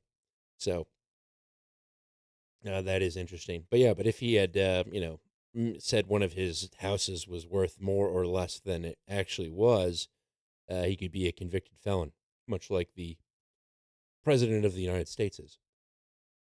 I think that's what they got him with, right? Yeah. Yeah, that's it. That is why he's a felon. Because of subjective valuation. In a world where money means nothing. Ceiling heights. That's right. That's right. All right, let's thank some people. Millennial Media Offensive. That's right. You are listening to The Offensive, the Millennial Media Offensive, a show that we do every Tuesday night where two guys sit down and they bring you the real news. They bring you real analysis and real entertainment, not the forced, please laugh signs that you see on late night shows. No, this is really authentically us. Every week, John and I get together. We talk about the top news stories, and we discuss it like two friends sitting at a bar. And everyone that's listening went to chat.mmo.show and stream.mmo.show is listening and chatting along with us. You're having the conversation too. That's what we like to do. Because of this, we don't have 200-person staff. We're We don't have writers.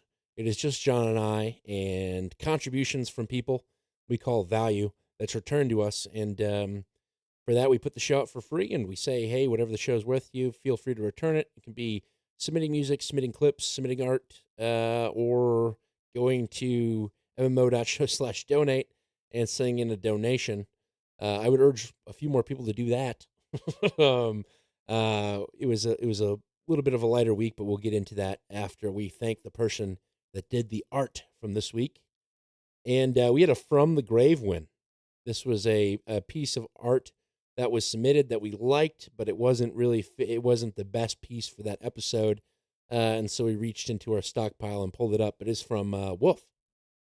And this is Smokey the Bear saying, only you can prevent fascism.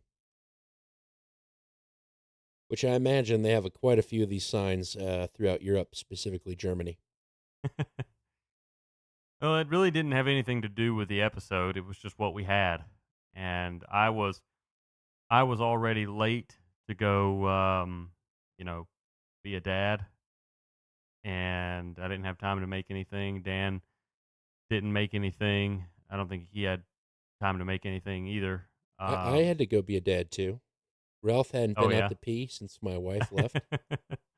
Yes, of course. Well, yes. We didn't have time to make anything. And that's the thing, as Dan said, we don't have people on staff whose job it is to make art. We rely on people who listen and feel the need to contribute with their art. And sometimes that just doesn't happen. It's just part of it. As we build an audience, that's going to happen. And we pulled this one out of the bag, even though it didn't have anything to do with the show. And we are, I think we're out of art. Are we not? I mean, we have some absurdient women and their butts and boobs. We get a lot of those in the old reserve bag, but other than that, no, we're pretty much out of art. Well, Dan, out of art, no donations. Should we take a hint? I was going to wonder. So our listenership has been down a little bit these last few weeks. I don't know if it's the news cycle or if it's something we're doing wrong, if we're boring. I don't know. So I don't think it's a hint necessarily. I just think it's I say oftentimes high tides and low tides. Sometimes the tide goes so low you feel like you're wandering through the desert. But I think we would be remiss to not say that I said a while back, I never want to feel so entitled to donations that I am ungrateful for the people that have donated in the past. The people that have donated in the past are the reason we're still here. And it's summertime. People are out doing things. Right. I don't listen to as many podcasts in the summer. And, I think it's probably just a confluence of things. But if you have been on the fence about donating and, kind of putting it off and the show is valuable to you and you just haven't pulled the trigger yet, I would urge you to show us some support and help us bounce back from this one so we can keep the momentum going. I mean, it would be tragic for us to not make it to 200 episodes. Right, I agree with that. And and to the people that do donate pretty consistently, you know who you are. We read your names a lot. It should absolutely not be on you. We always appreciate your support, but I know for a fact that there are a ton of people out there that we've never heard from because every week one of them pops out of the woodwork. It's been like, "Hey, I've been listening for 2 years." It's like, "Oh, really?" It's nice to hear you. Nice to hear from you. Finally, thank you, sir. But it is what it is. So we'll keep doing it so long as you guys want to keep hearing it. And one of the ways that we get that vibe is from participation in chat and donations. So, and as I haven't been able to get into the chat room tonight. No. Well, that's why people aren't donating. They're like, "Hey, where's half of the show?" They're not even chatting. Yes, Weirdo points out boats are expensive, and I agree. I want a boat. I want to see those. I want to see some boat donations rolling. No, I'm kidding. But thank you, Wolf, for the art. We don't have any art tonight, so if somebody, doesn't have to be Wolf, can be somebody else too. If you have an idea, feel free to send that to dan@mmo.show and john@mmo.show. Operators are standing by. That being said, we do have a list of a couple of donations that rolled in this week. 3 so far, actually. That might have changed. We might have another one right now coming in. Nope, just a work email. So first off, Sam S. of Burblandia and the Beargrass came in through PayPal with $22.02. And he said, if the Earth is spinning faster, it just means less time between each Tuesday. Stay, OTO. On the That's the offensive. spirit. That is the spirit, and I appreciate it. I appreciate it, Sam. I agree with that. I've actually been thinking about, I bought a tripod and a couple of microphones, like ones that you plug into your phone. And I was thinking about doing a segment called Between Tuesdays, where it's just like a video segment. And the whole design is explaining MMO and some concepts that we talk about on MMO, inside jokes a little bit. And the whole vibe is to drive people to the podcast. So I've been kicking that idea around. I haven't pulled the trigger on it yet. I think I might try to this week, depending on time. So keep your eyes peeled for that. Up next, and you're going to love the spirit of this one too, comes the Nail Lord of Gaylord through Venmo with $5. And he says, Nlog, OTO. On the offensive. Calling out my freeloading friend, codename Richard Richardson, a.k.a. Double D. I know you've been freeloading for about a year. Send $1 at least. You know what, Nail Lord? Freaking apt timing. I think the universe is lining up. It's a great message to send. Appreciate it. And even if it's $1 and you just want to say, hey, send it in. We'll appreciate it. We just want to know that there are people out there that are listening and they support it. And then Weirdo comes in through Cash App, $3.33. And he says, I need to top off my defetification factor, OTO. On the offensive. And here you go, bud. I think. Maybe not. It's going to play all at once and sound like a jumbled mess. You are not a Fed. Well, I stand corrected. It did not do that. So, there you are. And that does it for our Fiat donators. Oh, people are excited about the video series. Should be interesting. People? You're talking about the trolls? I'm talking about Bully Steed, who said, yes, Nom. Yes. All right. Perfect. I will say one of our boosts did not hit my node and thus is not on boost.mmo.show. Are you ready for boosts already? Yeah, that's it. We had 3 donuts. Okay, we're there. All right, we're there. So we kind of got an inversion tonight. We got a longer list of boosts. The first one that's not on there was for 10,000 Satoshis, and it came in through one of the apps. It hit everything else. You got your share. I got mine on Fountain, but it came in from Flibberty Gigit. Flibberty Gigit? No. Liberty Gibbet. Flibberty Gibbet. I'm making it up because I can't see the name, and so I'm just trying to say it from memory. But it was for 10,000 Satoshis, which is huge. And I believe that I don't want to say who it is unless if they're trying to keep a I can't speak tonight.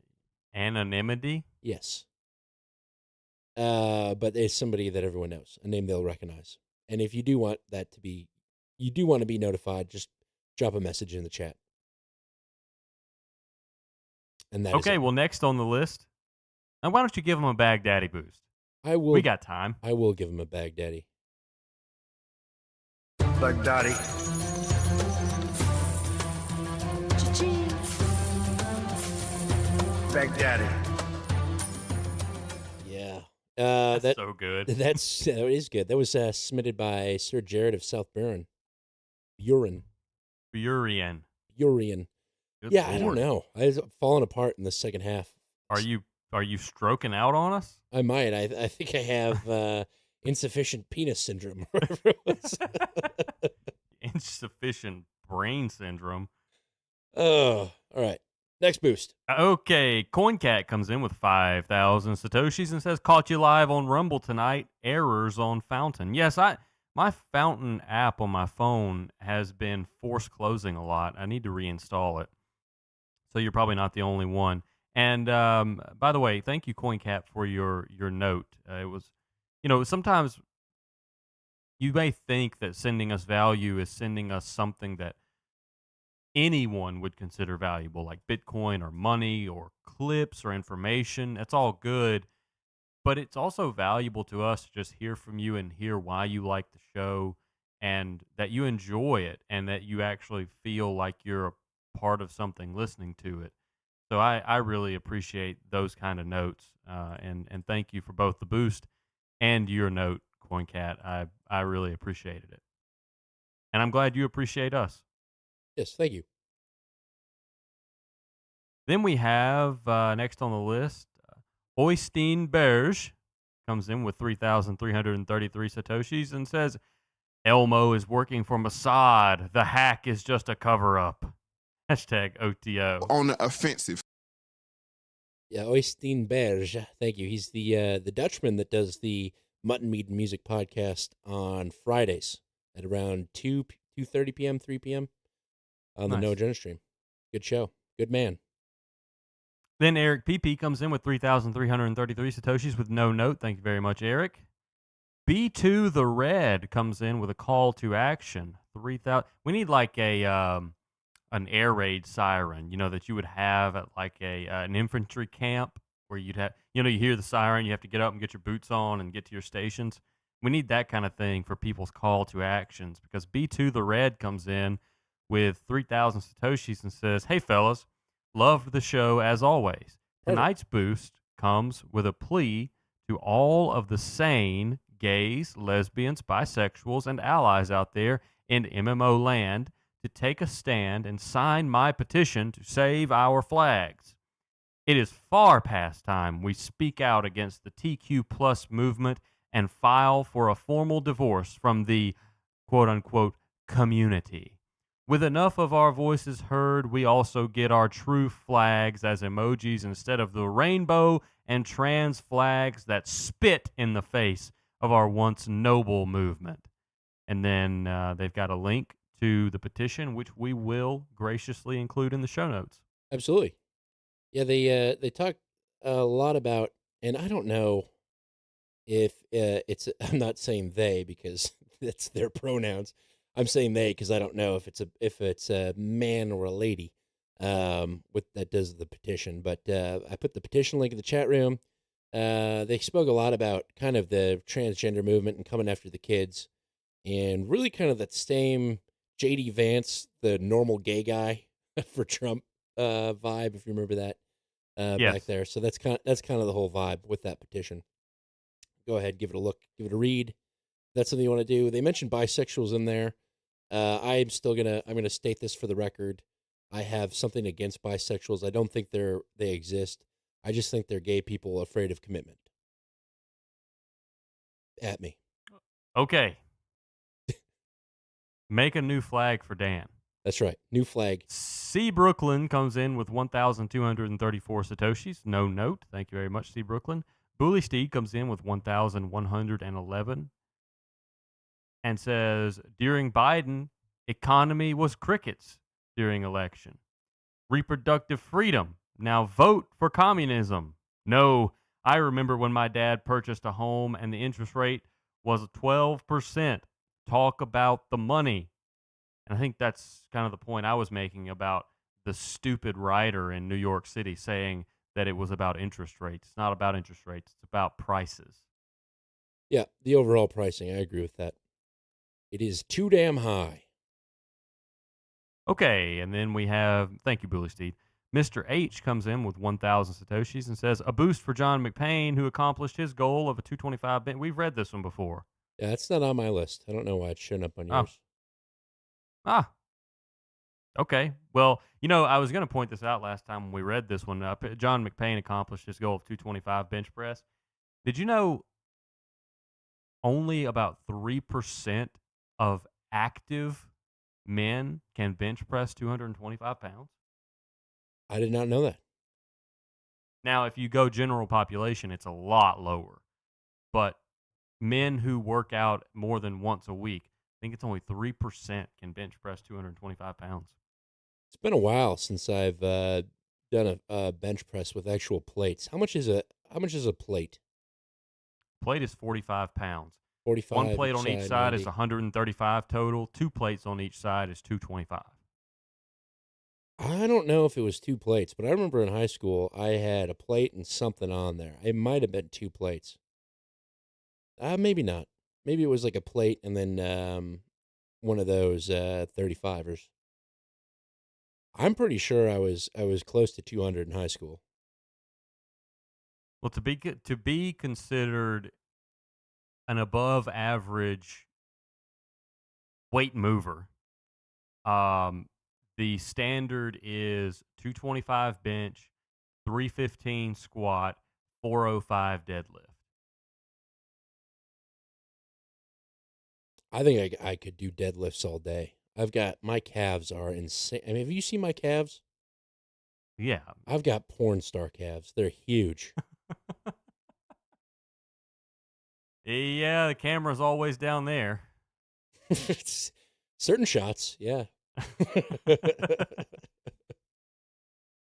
Oh, okay.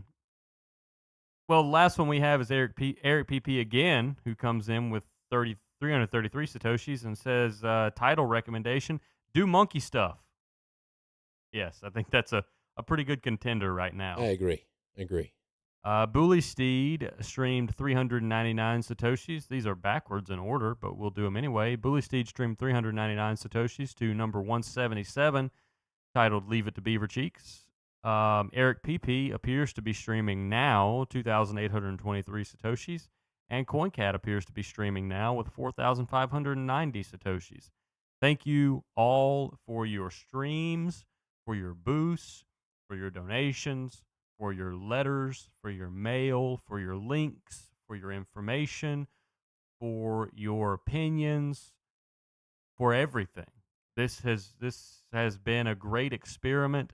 I mean, you basically, to recreate this experiment, you would have to pluck a random guy off the streets of St. Louis and a random guy off the streets of Denver, Colorado, and put them in front of a microphone, them having never met before, and it work out.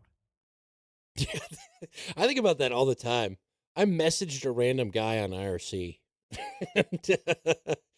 The likelihood of this being a success were slim to none. Long shot. That is wild. Wild indeed. But you've made it happen. You out there, dear listener, even you, yes, you who haven't sent a donation yet, we're still here for you because of you. Because we see you in the stats. We see you out there listening. And we know that if we keep at it, we'll see your name come across. We know you can't hold out forever. And we're waiting. And we shall wait in the second half. Get it on!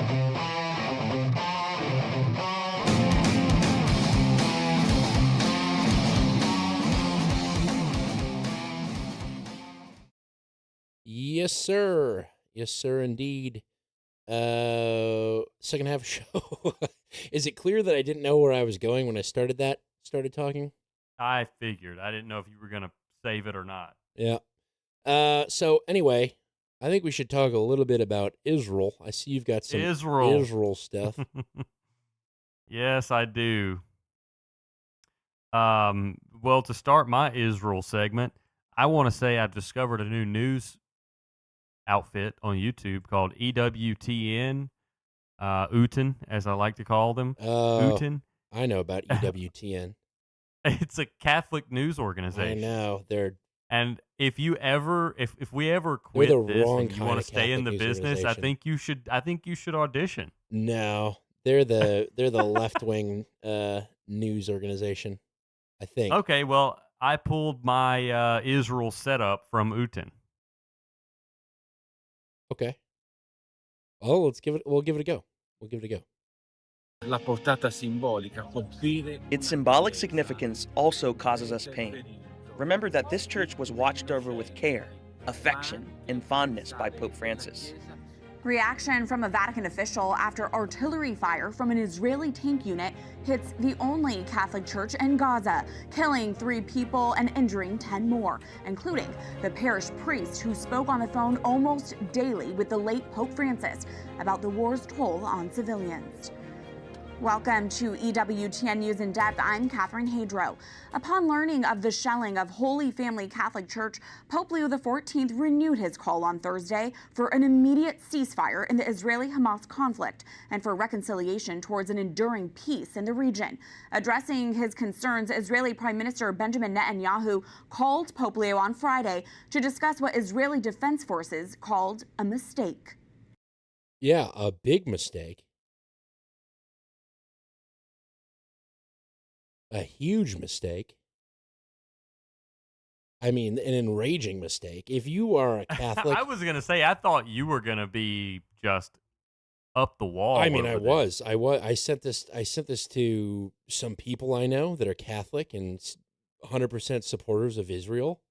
And I go, if you can look at this, and I've got a segment from Breaking Points that I want to play about this after this, but if you can look at this, Breaking Points has been just unbearable lately. It is kind of a joke, and I blame Crystal Ball. And you know what? If Crystal Ball is named Crystal Ball and she still has a good relationship with her parents, then there's a lot wrong there. Because if you name your child Crystal Ball, God have mercy on your soul. Just a terrible, terrible thing to do. I think. I don't know. It's a gimmick name. Some people might think Crystal Ball, that's cool. She can tell the future. Other people will think that's kind of like a big butterfly tattoo on your chest, in between your boobs.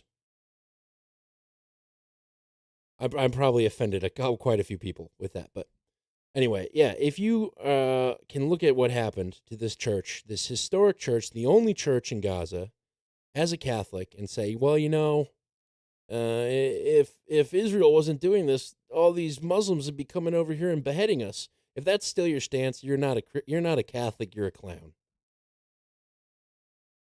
And that's all I have to say. Okay, well, if that's all you have to say, we'll move on to the next clip. And you're going to feel silly because Netanyahu explains it.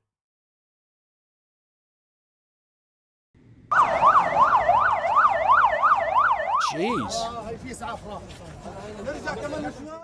An emergency scene in Gaza on Thursday as those injured were rushed to receive medical help. As faithful from around the world expressed dismay about the strike on the church compound, President Donald Trump called Netanyahu to voice his displeasure. The Israeli prime minister then issued a public apology for what he called stray ammunition, and a spokesperson for the Israeli Defense Forces released a rare statement admitting fault, saying artillery shells hit the church by mistake. The church compound was sheltering hundreds of people, both Christians and Muslims, including a number of children with disabilities. Much of Gaza's very small Christian community has lived inside the compound since the war began.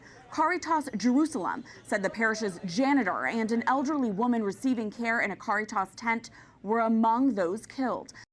How many freaking mistakes are they going to make? How many accidental, oops, it was the hospital. They bomb a hospital. That should be abhorrent enough for everyone to say, this is terrible. I can't believe we it. opened fire into a crowd of people coming for food. Yeah. Oh, Hamas was hiding in the basement. Oh, the Catholic Church was a mistake. The 40 people waiting in line for food that the IDF gunned down, they were Hamas. Warning shots. They were warning shots that went through their bodies. 40 people. 40 people gunned down. Netanyahu is Adolf Hitler, and Gaza is Auschwitz. This is a Holocaust, and Netanyahu's Hitler. And, the thing about it is, if everyone wasn't so fake about their adherence to human rights, it wouldn't be so outraging because, if you just be honest about what you believe, and if you just say, we don't think Palestinians are basically human beings, then okay, we can expect what you're going to do, which is what Israel has said. But it's the defenders of Israel who won't admit that they don't actually believe in the dogma of human rights. It's only something they use to further their agenda and condemn their opponents. It's them who outrage me. Because if you just be honest about what you believe, I'm not going to be upset with you for carrying out what you believe. I may think it's an atrocity, but I think lying to people about what you believe and then showing us something completely different with what you support, and what you support specifically in Israel, is the more nefarious part of it to me. I mean, I agree. I agree. If you're going to be about it, be about it. And we can disagree, but and that this is part of, and this is the segment that I kind of have on Israel and Hasbara that I teased earlier. Are you finished with your clips? I have a Today clip about Gaza. Sure, you can play that. The war moving into new territory. Israel expanding its operations yesterday to an area in central Gaza for the first time in this war. Israeli officials believe some of the remaining hostages taken during Hamas's October 7th attacks may be held there. The widening assault comes as 28 Western countries, including the UK and France, criticized Israel's drip feeding of aid and inhumane killing of civilians, including children in Gaza. In response, Israel blamed Hamas for starting the war and prolonging it, saying Hamas is responsible for suffering on both sides. An American ambassador to Israel, Mike Huckabee, slammed the joint statement as irrational and disgusting. It comes after questions over aid in Gaza, after at least 100 people were killed Sunday while waiting for food. The IDF said it fired warning shots against a threat. The White House saying President Trump has a good relationship with Israel's Prime Minister Benjamin Netanyahu and has called him when he has concerns about Israel's past actions, including strikes in Syria and bombing a church in Gaza. He wants the killing to end, and he wants to negotiate a ceasefire in this region. Famine conditions are worsening in Gaza.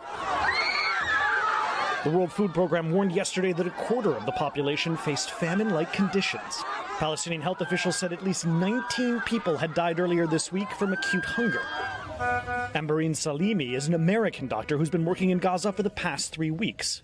I have never seen anything like what I've seen here in Gaza.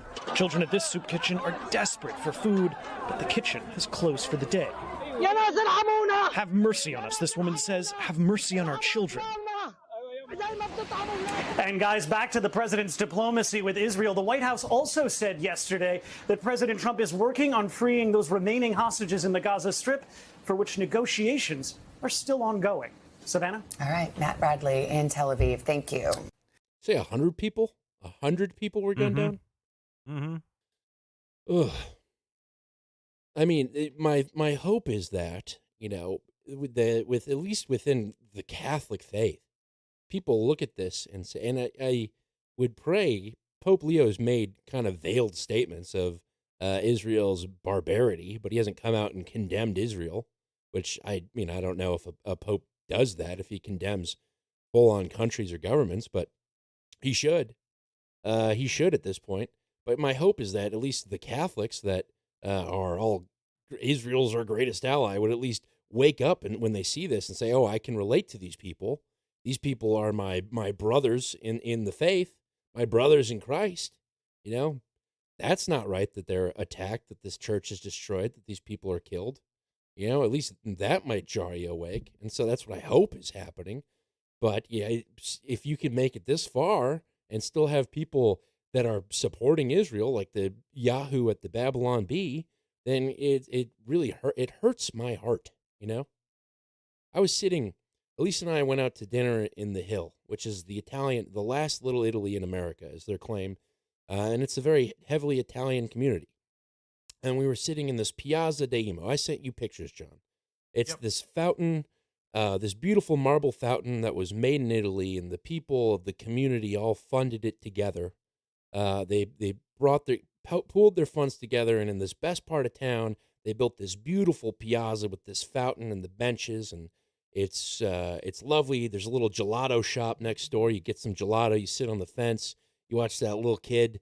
That one little kid that sees a fountain and instantly has to get in it, and he's drenched, and all the kids are running around having a good time.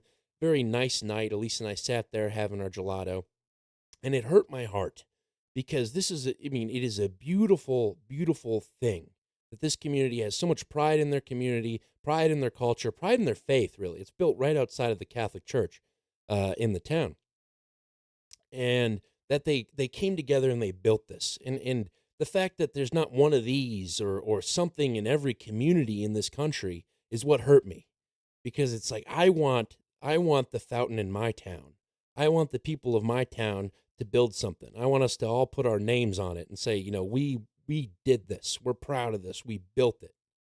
And it just doesn't exist, that sense of community in the vast majority of the world and of the countries. And I think that's how you then get this justification of Israel's actions, because you have no solid group or setting. All you have is a bunch of collections of arguments and people that loosely identify with one another because they're team red or team blue. They don't have any sort of cohesion whatsoever. And I asked Clip Custodian, I was like, do you think we'll ever get back to that? And he said, that's what we got to fight for. That's what we're here for. We have to try to get back to that. And it just feels like a losing situation when I continue to hear these people that are being slaughtered by Israel, by the Israeli government, by Benjamin Netanyahu and the people of Israel that serve in the IDF and support the IDF. It hurts. It hurts my heart. And, I'm a fun guy. I love having fun, and I don't like being hurt. And so help me heal here. Help me with this. And I think one easy thing to do is to look at the bad guy and say, that's the bad guy. And it's never been more clear to me today that Israel is the bad guy. I don't know. Just something I had to get off my chest. That's fine. I appreciate you getting it off your chest. And, this is it's our shared platform, and I'm going to respect your right to get something off your chest if you need to. And I think the thing that a lot of people miss when they're looking at Israel is I think there's a baseline empathy that most people have, but when they've been taught that Israel, the state of Israel, is synonymous with God's chosen people, they can't have empathy for the victims of the actions of God's chosen people. And I think that's a real tragedy, because you should be able to put yourself in the shoes of other humans and either understand why they're going through what they're going through, or you can't understand it. If you can't understand why they're going through what they're going through, which I can't understand why the people of Gaza are still subjected to what they're being subjected to, then there's a problem. And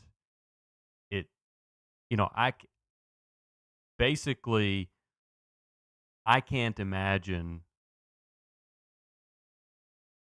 having to live in fear every day of maybe having to dig my family out of rubble because I live next to some ethnic group.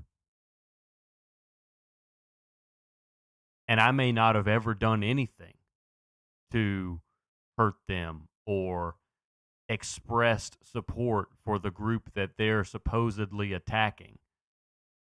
But there's still a chance that I'd have to dig my family out of rubble.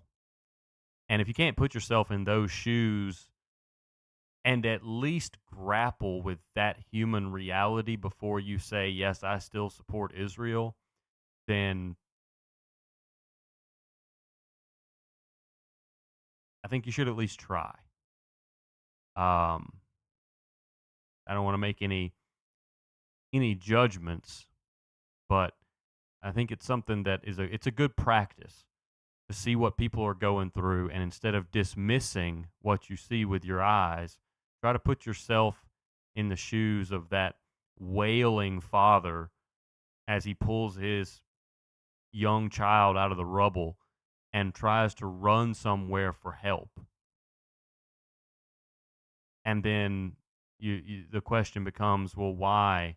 Was he a member of Hamas? Did he deserve this? It's really not about who deserves what. It's, why is this happening?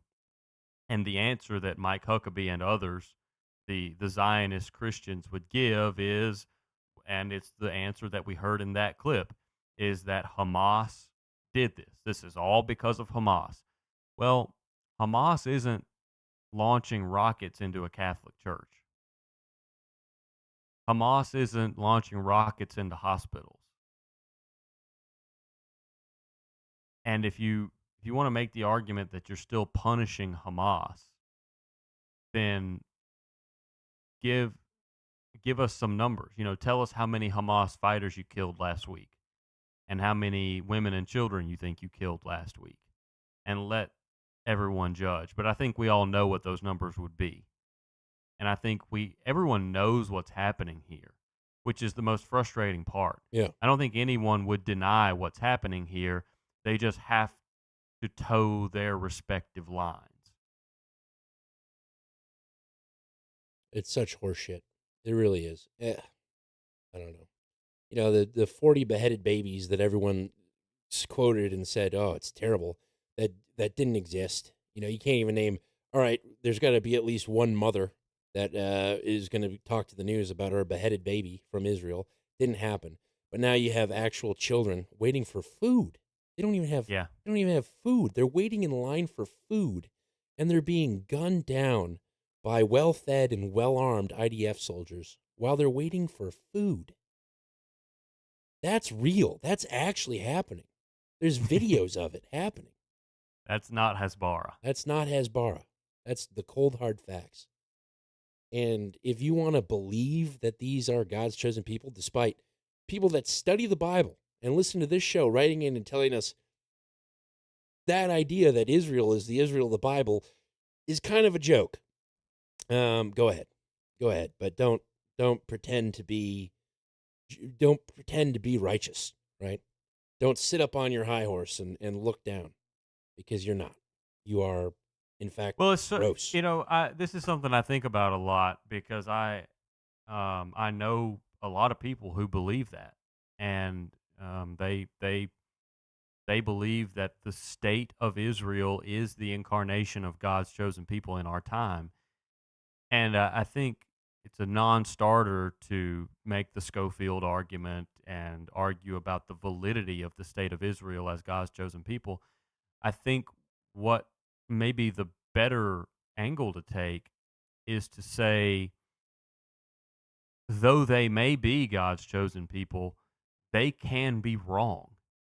And the Holy Spirit can move in you and show you that what they're doing, though they be God's chosen people, is wrong.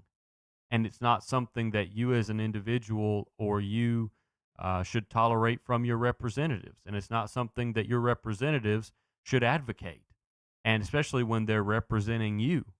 And it's not something that you should aggrandize as an individual when you speak to other Christians.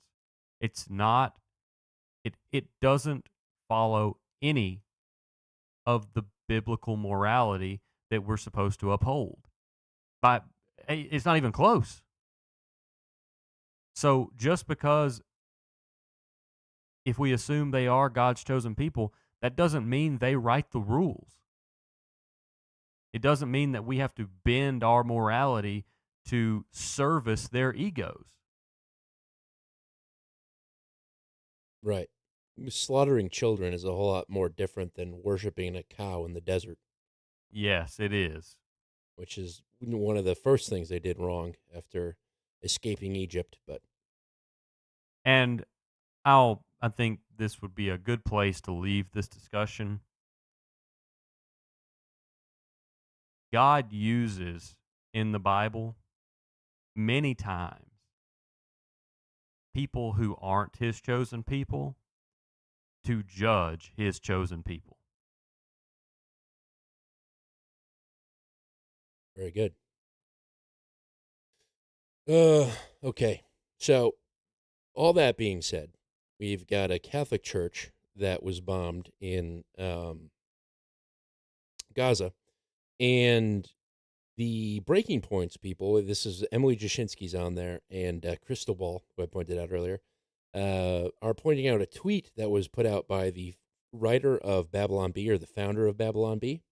I think his name is, I don't remember his name. It's irrelevant. But basically, he's full-on bought in and probably paid to promote Hasbara, which we will define in a minute. But I just want you to get this rundown clip first. Crystal, again, the Israeli military may have done something from the pure perspective of public relations as they incorporate into, we know, their strategy, as they see it as a very important part of their strategy. They may have done something that was counterproductive when a Catholic church in Gaza was hit, and it drew the attention of many conservatives to what was happening. This was a raging debate on X over the weekend among different conservatives. So we can put D6 on the screen. This is a tweet from Joel Barry of the Babylon Bee, who says, quote, "This won't be easy for people to hear, but there are only about 200 professed Catholics still living in Gaza, and they all support Hamas." I just want to read. Managing editor of the Babylon Bee. So not some low-level rando. Yeah, and some of my friends on the right, came out and said, we're never dealing with Babylon Bee again.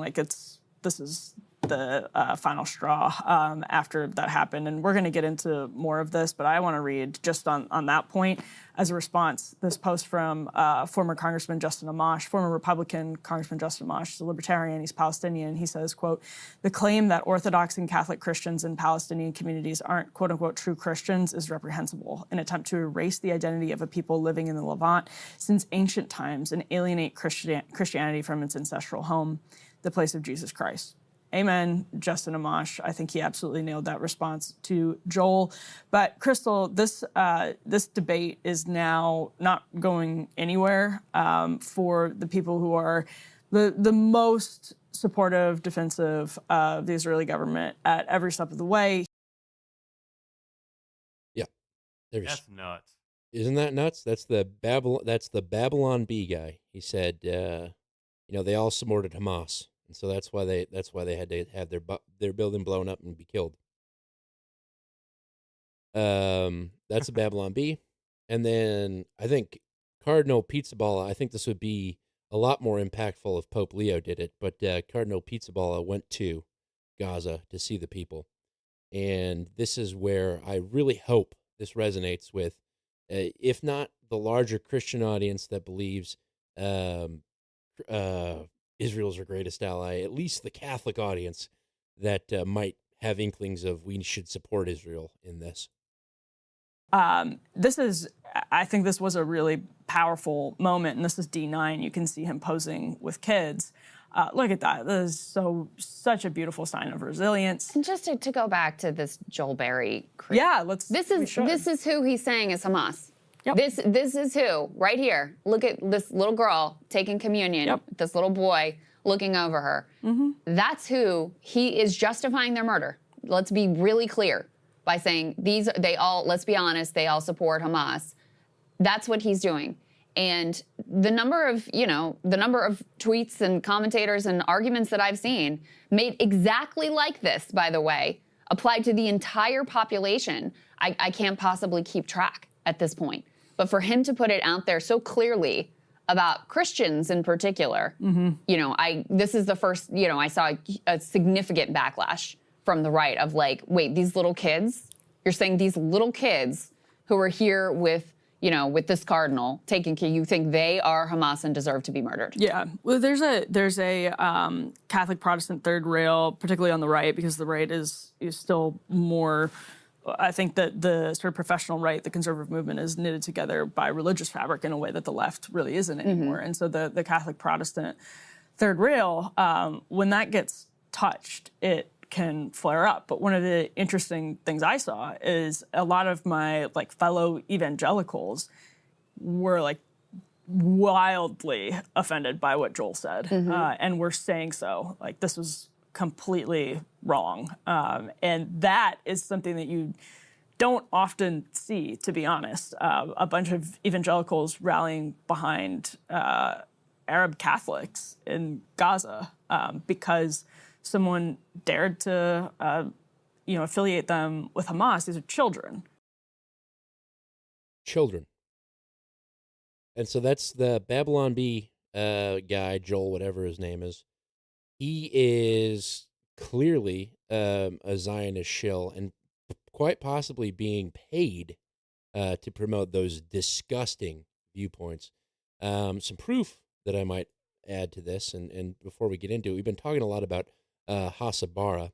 So while I pull up this article from out of Israel, which is case in point Hasabara, I'm going to actually play this clip that defines what Hasbara is. Hasbara, sorry. Hasbara was a term many of us were unfamiliar with at the beginning of this conflict, yet it's been employed by Israel for decades, probably even before its creation. So what's Hasbara? It's a Hebrew word meaning to explain, or explaining events or actions. It's basically Israel's communication strategy. In other words, it's what Israel calls its propaganda. We've seen it in full swing in the current onslaught in Gaza. For instance, the excessive focus on October 7th, giving the impression that the violence that took place came out of a vacuum. Claims that uses human shields, that's why they have to target hospitals, schools and bakeries. Similarly, when Al Ahli hospital was hit, Israeli spokesman claimed that it was initially an accident, only later to claim that it was rockets. Again, when Israel hit a refugee tent burning alive Palestinian refugees, they claimed it was a arms depot that caught fire. And then when it cuts out, they're cutting out Hamas for whatever reason. I think he wasn't able to say I Hamas couldn't on tell. the clip. Yeah.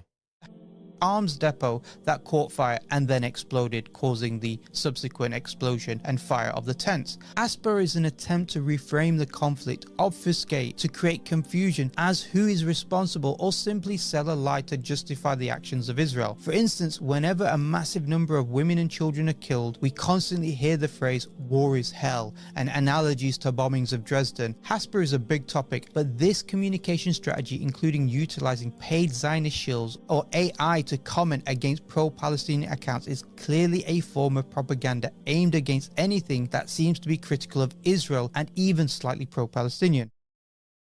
So there you go. There's Hasbara, which means to explain, but literally it is to explain the horrible things that Israel is doing and claiming anti-Semitism if anyone ever criticizes what they're doing.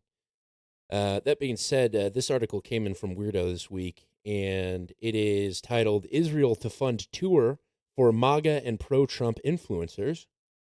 Hart's report says Israel plans to fly 16 social media influencers who support Trump's MAGA and America First drives. And so basically they're funding these influencers to come over, tour Israel. They'll probably put them through a little propaganda tour, show them where the October 7th attacks happened and how Israel is defending itself, and everything's above board. But they plan on bringing 550 influencer delegations to Israel by the end of the year through such tours. 550. I mean, why stop slaughtering civilians when you can just put a PR spin on it and keep doing it? Well, remember when we were talking about how the youth, specifically, there's kind of a generational divide between the view of Israel with older conservatives and younger conservatives? Remember that? Yeah. Well, this is the younger conservative play here. We're going to fly you out to Israel, and we're gonna put you through the propaganda. If you don't believe me, older person, have you ever heard of the Nelk podcast? Probably not, because it's primarily listened to by the Gen Z. It's these young kids that pretty much party and have fun. They have a bunch of people on. It was like they had Trump on, and it was amazing. And it was like, wow, can you believe it? These guys that just talk about titties and beer are talking to the president of the United States. And it was kind of fun. It was this podcast strategy that was being deployed by Trump and the Republicans. People credit Barron for the strategy of you got to go on these podcasts. Well, Nelk this week had Benjamin Netanyahu on. So if you don't believe that Israel's strategy is now trying to influence young conservatives, listen to Netanyahu himself on Nelk. How do you feel about the Americans' opinion on Israel right now? Well, look, I think the broad segments of the American public support Israel, but I'm concerned that the young people in America, some of them are getting the wrong picture of Israel, vilification, demonization. Which is why I'm here. You can feed them a lot of lies. So the only way you can fight lies is with the truth. How do you fight lies? You tell the truth. And you have to tell it as often and as, intensely as the lies that are leveled against you. And that requires an effort. It's like another battlefield, And I'm doing this podcast, among other things, to reach young people. Of course. You guys are pretty young. I mean, 30 years old. 30. 30. That's young. Yeah. Yeah. So there you go. You gotta tell them the truth. You gotta repeat the truth, and you gotta tell them forcefully. You gotta keep cramming the truth in them. These guys out of their league, these Nelk guys, they had no idea how to push back on Netanyahu, what to push back on Netanyahu. They ask, oh, do you prefer McDonald's or Burger King? That's the toughest question that they leveled towards Netanyahu, a modern day Hitler. Burger King or McDonald's? This is the the tactic. While I'm sentimental, I'm not sentimental. While I'm understanding of your leveling of calling Netanyahu Hitler, you are falling into the same thing that the left did with Trump for a long time. I understand that. But Trump didn't commit a mass genocide trying to wipe off a people from the face of the earth. It would be different if Trump had rounded up all of the Asians and shot them dead and starved them, and then said, oh, here's some food, and then shot them when they're going to the food. Yeah, then maybe the left would have had a point.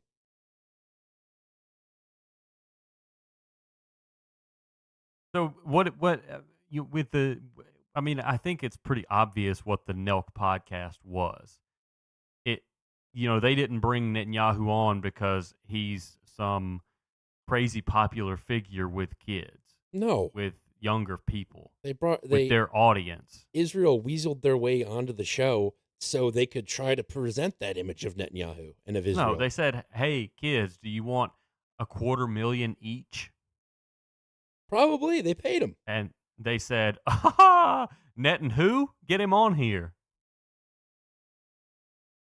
Yeah. And they interviewed him in like the first guest house just off of the grounds of the White House. That's where Netanyahu was, in a guest house near the White House, interviewed by this Canadian podcast that's wildly popular for the youth. I mean, everything about that interview stunk to high heavens. There was no reason that Netanyahu should be on that show. You should know as much as anybody, as well as anybody, that this is the name of the game. I mean, we've called this the game for a long time. It's information warfare, and when it really gets going, it is this kind of blatant branding of real world actions and spin. And I don't think we've seen the end of it. I think things are going to get more and more blatant, and the lies are going to get more and more atrocious. But I mean, this is what are you going to do? It's a continuation of this is what happens when the flow of information gets diverted from the mainstream. Now people are getting their information everywhere. And now the governments and the elites and the people that are trying to get their message across, that are trying to make sure that their narrative is the prevailing narrative, have to go after this. You're going to see more of this. You're going to see the frickin' jack off guy, jack off comic, whatever, having more and more prominent political figures on him, because that's what people pay attention to. That's what people see. And so to have the Nelk guys who literally one of their videos was they took a guy from like this Amish town and they brought him to Las Vegas and they showed him gambling and they brought him to a strip club and they gave him a cell phone. That's what they do. That's the Nelk vibe. And they have Benjamin Netanyahu on to chat about Burger King and to spin pro-propaganda for Israel.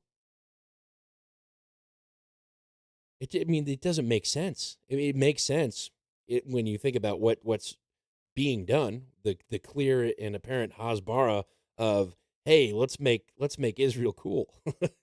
But it doesn't make sense. That's not the target audience, and rightly so. A lot of people are calling out Nelk.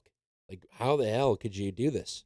I think the top comment on the video is unsubscribed, and it has more likes than the actual video.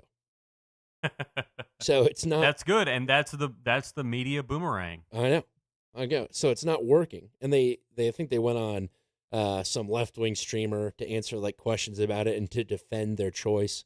But yeah, at the end of the day, it's about money, and so the people that are accepting money, and I'm not talking about us accepting donations from these people spread out around the world. I'm talking about people accepting millions of dollars from foreign governments, like Tim Pool, all those people accepting money from Russia. That kind of stuff. I'm talking about the Nelk boys probably accepting, I don't have any proof of this, but probably accepting some money from the Israelis as well. So that's the world we're living in. Today, John and I are two random dudes talking into microphones. Tomorrow, we could be interviewing Xi Jinping. Yes. So if you had to pick a Winnie the Pooh character, which one do you think you look like? Pooh Bear? Yeah. Oh, that's it. That's my my Israel Hasbara compilation there. That was a long one. We spent a lot of time on that. Let's hop over to Japan, because Japan is going through a very similar thing to what we've been covering in Europe with the shift in popularity in political parties. Oh boy! And Japan in the last election has seen a rise in popularity for what's being referred to as their far right party. This is Japan Far Right 1. You can only imagine what they consider far right. For decades, Japan has been the epitome of calmness and composure in a way, with its culture deeply revering mindfulness and emotional restraint, its politics mirroring this tradition. But things seem to be changing fast. The just concluded upper house elections threw a political quake. The far-right Sensito party, created only 5 years ago, witnessed a phenomenal surge as it increased its tally in Japan's upper house from 2 to 15 seats. Sensito's political philosophy of Japanese first comes straight from the copybook of right-wing movements like US President Donald Trump's Make America Great Again, AFD in Germany, and Nigel Farage's Reform Party in Britain. And the far-right party, which was founded on YouTube advocating for stricter rules and limits on immigration and foreign capital, opposes globalism and radical gender policies, and a rethink on decarbonization and vaccines and pesticide-free agriculture.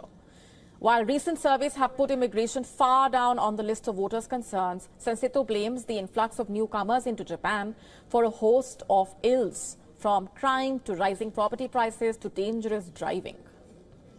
It's a little mix of what we heard out of Mexico last week. We do not intend to discriminate against foreigners, nor do we have any desire to incite division. We will first firmly rebuild the lives of Japanese people who are currently in need. Yeah, you could hear the hate.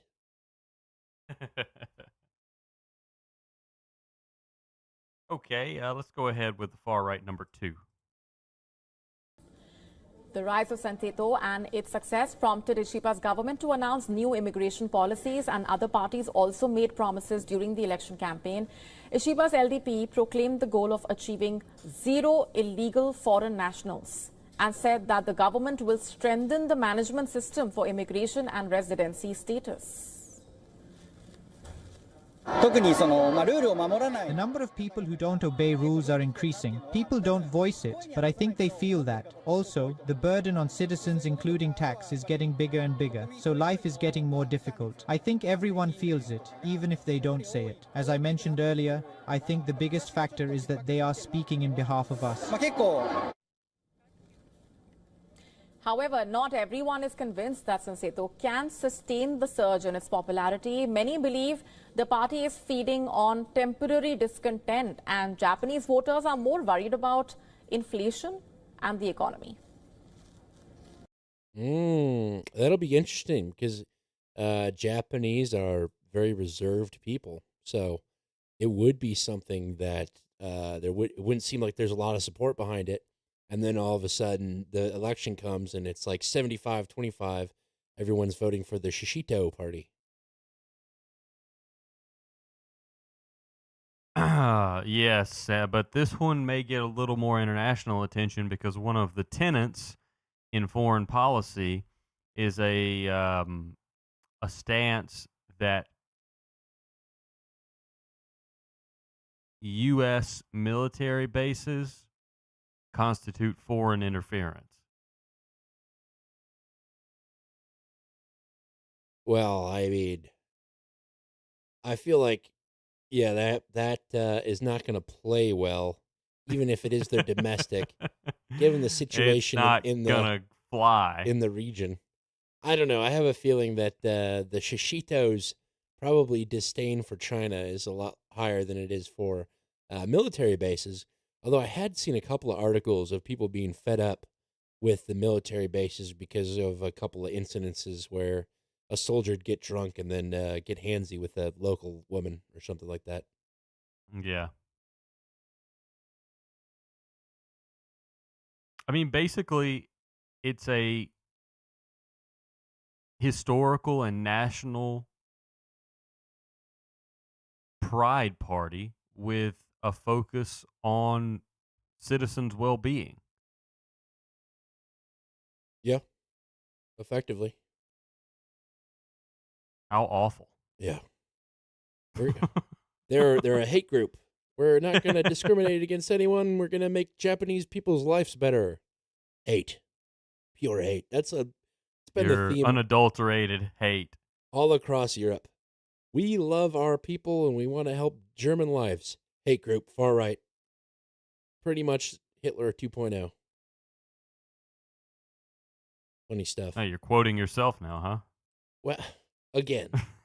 I think when there's a guy that's wiping out an entire population, I think calling him Hitler's fair. I think that's a fair game. But okay, I've got a UK segment, and then I'm done. All right, yeah, let's do that, and I'll mention something and then play the Channel 4 clips. All right, the UK just voted to make the legal voting age 16. Oh, boy. The United Kingdom has voted to lower its voting age from 18 to 16 years old. The change is set to take effect in the next general election in 2029. This means the UK will join a short list of countries also allowing 16-year-olds to vote, including Austria, Brazil, and Ecuador. Qasim Hussein joins us now from London. He's the vice president of the Further Education at the National Union of Students in the UK. And he probably has a really interesting take on this. All right, Qasim, so why is it felt by the politicians who advocated for this that 16 is an appropriate age to vote? Thank you very much. I think fundamentally what you got to look at is that 16-year-olds in the UK can pay tax, they can work, and they can even join the military. So essentially, they're already young adults. The only thing they can't do is vote for those politicians. So I think that's why, after decades of campaigning, politicians have finally come on board and recognized how much opportunity this brings for young people to participate in democracy, but also for political parties to also see young people as being really pivotal to their manifestos as well. Their manifestos? Yeah, in a very tame sense. Okay. In a very British sense. A British manifesto. Yeah. Written on a quill and Just, nailed to it's a almost door. like it's like an American affirmation. You will vote at 16. Yeah, but can you imagine the pressure that these overly engaged people are going to put on 12 to 17-year-olds, 12 to 16-year-olds, because they can't vote until 2028 at 16, or maybe it said 2020. I think it said 2028. So basically, you've just got this looming where you know when you turn 16, you're going to be able to vote. And I can only imagine the rhetoric that's going to be placed in British schools in these classrooms leading up to you being able to vote at 16. It's going to be awful. Well, and cringe. They joined a prestigious list of countries, including Brazil and Ecuador. So I'm sure we could be like Brazil or Ecuador. Yeah. Everyone just builds a house out of corrugated steel on a mountainside, lives in abject poverty, and it'll be great. I think that's a good move for you, UK. You know what? My dad used to say, this country would be a lot better if 14-year-olds could vote. No, he didn't say that. He said 14-year-olds are idiots. 16-year-olds are idiots too. Oh, yeah, that's not going to work out well. They're going to get a lot more charismatic free stuff for everyone leaders, but they're also probably going to get a lot of third world country inflows. So good on you, UK. You say that when the tide turns and the sentiment flips. Oh, you think the young kids are the far right? They're going to be they could be. They're going to bring in the Nigel Farages. That would be an interesting take. Interesting take. There's no radical like a teenage radical. That's true. They're all in or they're all out. There is no, I remember when I was like 16, I was like, capitalism is great and nothing else should ever be used. We should have pure capitalism and the world will be perfect. No, pure capitalism leads to financing pizzas. That is the problem. 16-year-olds think they know everything. Yeah, and all you got to do as a candidate is convince some dim-witted middle-aged people that they do know everything and they're right for voting for you and you should too. Yep. Oh, very good. Now, the last clip I have is a question of whether or not this is going to favor a certain party in the UK. Does this favor any particular party?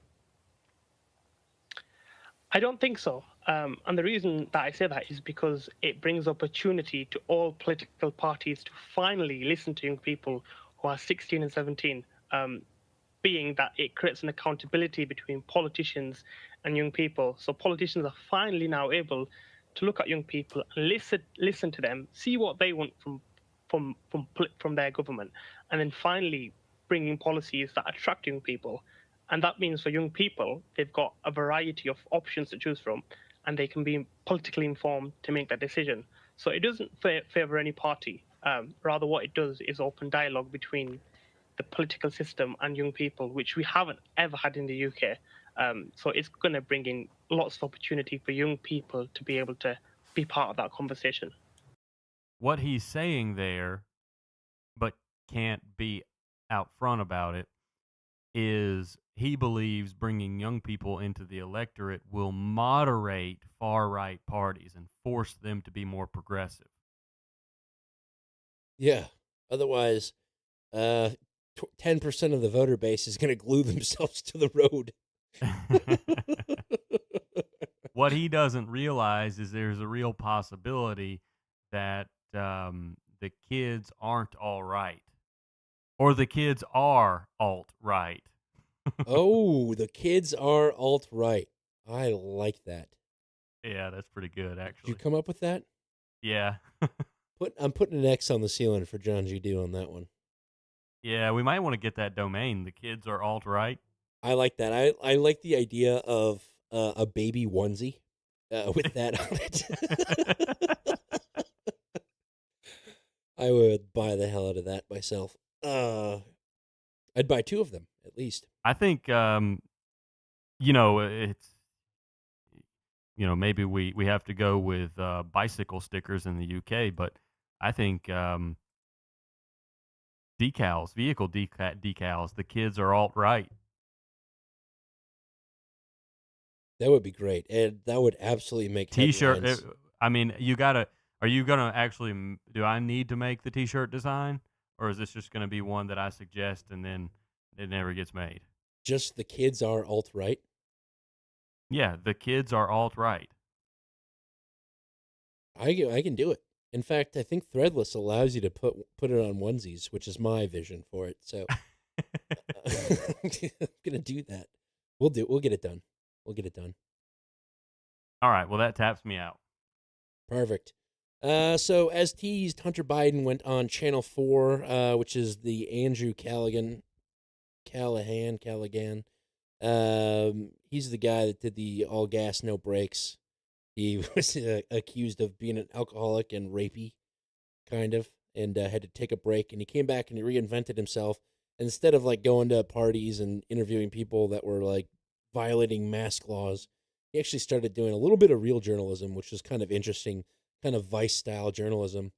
And while all of these different influceratives are having on these other various people within the conservative party, really having the interviews that people want to see, like Nick Fuentes on Candace Owens, Andrew Callahan had probably the best interview of all of the interviews that have recently come out because he secured Hunter Biden, one of the most elusive people in the world.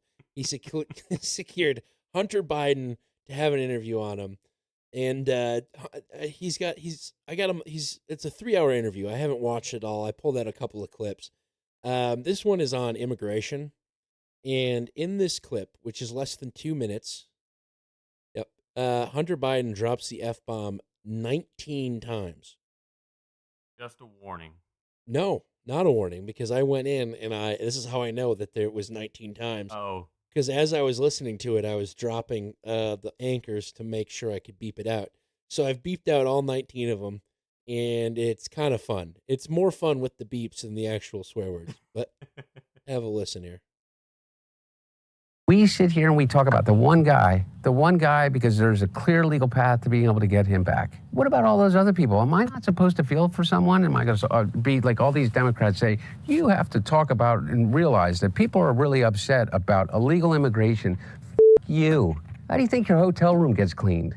How do you think you got food on your fucking table? Who do you think washes your dishes? Who do you think does your fucking garden? Who do you think is here by the fucking sheer fucking just grit and will that they figured out a way to get here because they thought that they could give themselves and their family a better chance.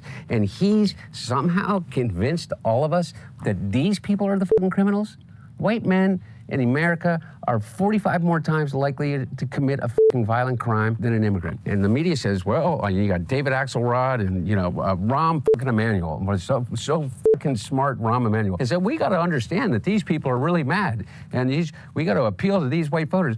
Rahm, the only people that fucking appealed to those fucking white voters was Joe Biden, 81 years old. And he got 81 million votes. And he did not because he appeased their Trumpian sense, but because he challenged it. And he said, you can be an 81-year-old Catholic from Scranton that doesn't understand it, but still has empathy for transgender people and immigrants. Then nobody said, oh, Joe Biden's going to turn us into a socialist state, no matter how much they said it. But these guys think that we need to run away from all values in order for us to lead.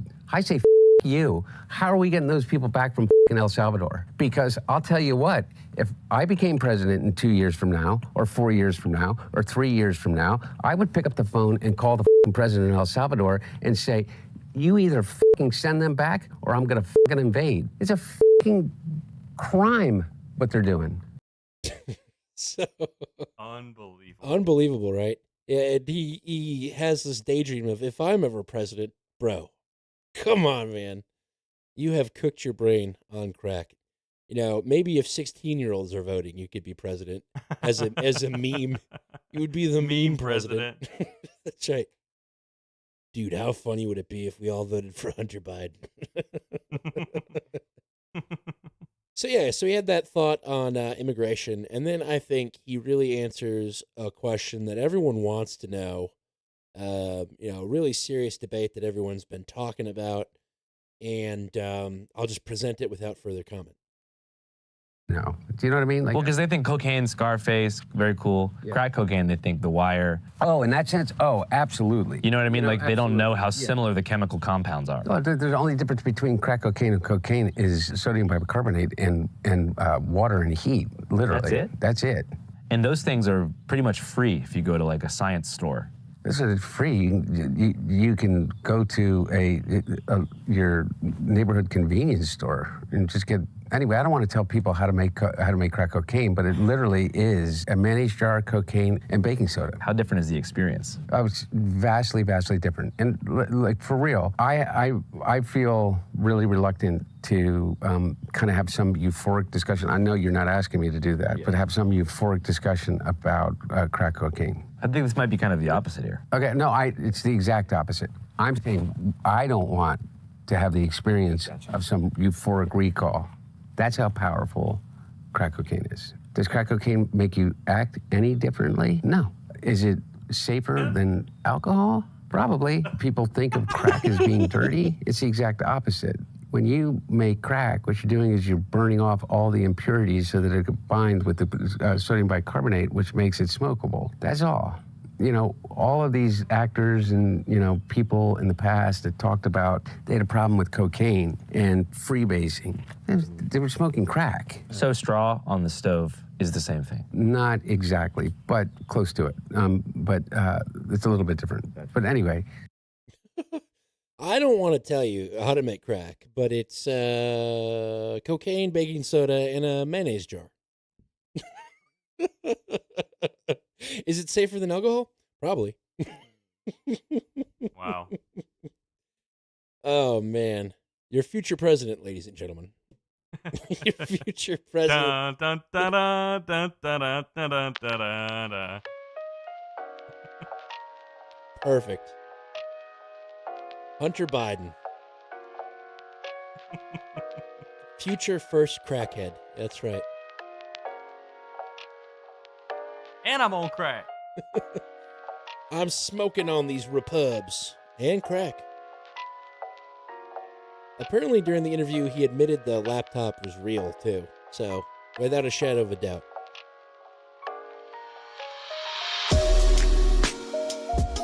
And I think that doubt really didn't exist for a lot of people when they saw him smoking crack on the computer. That'd be really weird for a random computer to have images of him smoking crack on it. Yeah. At least Trump knows where Hunter is. Making dad proud on the internet.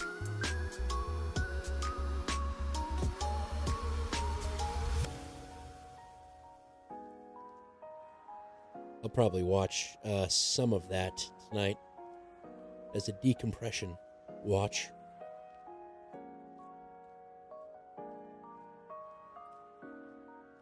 Probably eat some food though. I'm hungry. It's a long you should day. Try drinking 40 ounces of a smoothie. Did you get it all down? Oh yeah, it's gone. And Nice. I'm still full. I sit down at about 7 a.m. in my office on Tuesdays, and I'm sitting here at 9 p.m. I have had one sandwich. That has been my food. It was a good sandwich, but my God, am I ravenous. I can imagine. What are you going to do? Smoke some crack. You'll never be hungry. All you want is I crack. love, does it change your behavior? No. No. I like that. The idea of a crackhead is a myth. Yeah, I've seen them in St. Louis firsthand.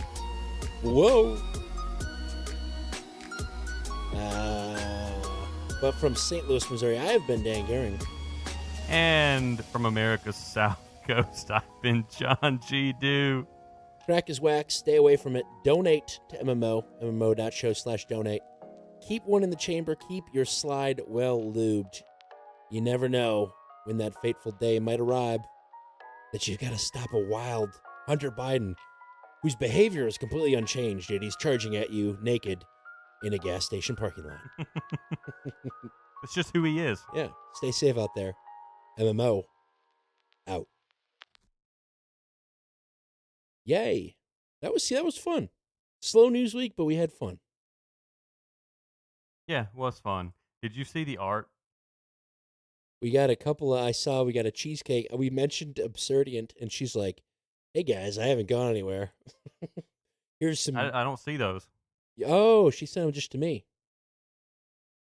Let me forward you Absurdient's art. Oh, Plaid Potion sent the donation. Just seeing that now. We'll get you next week, sir.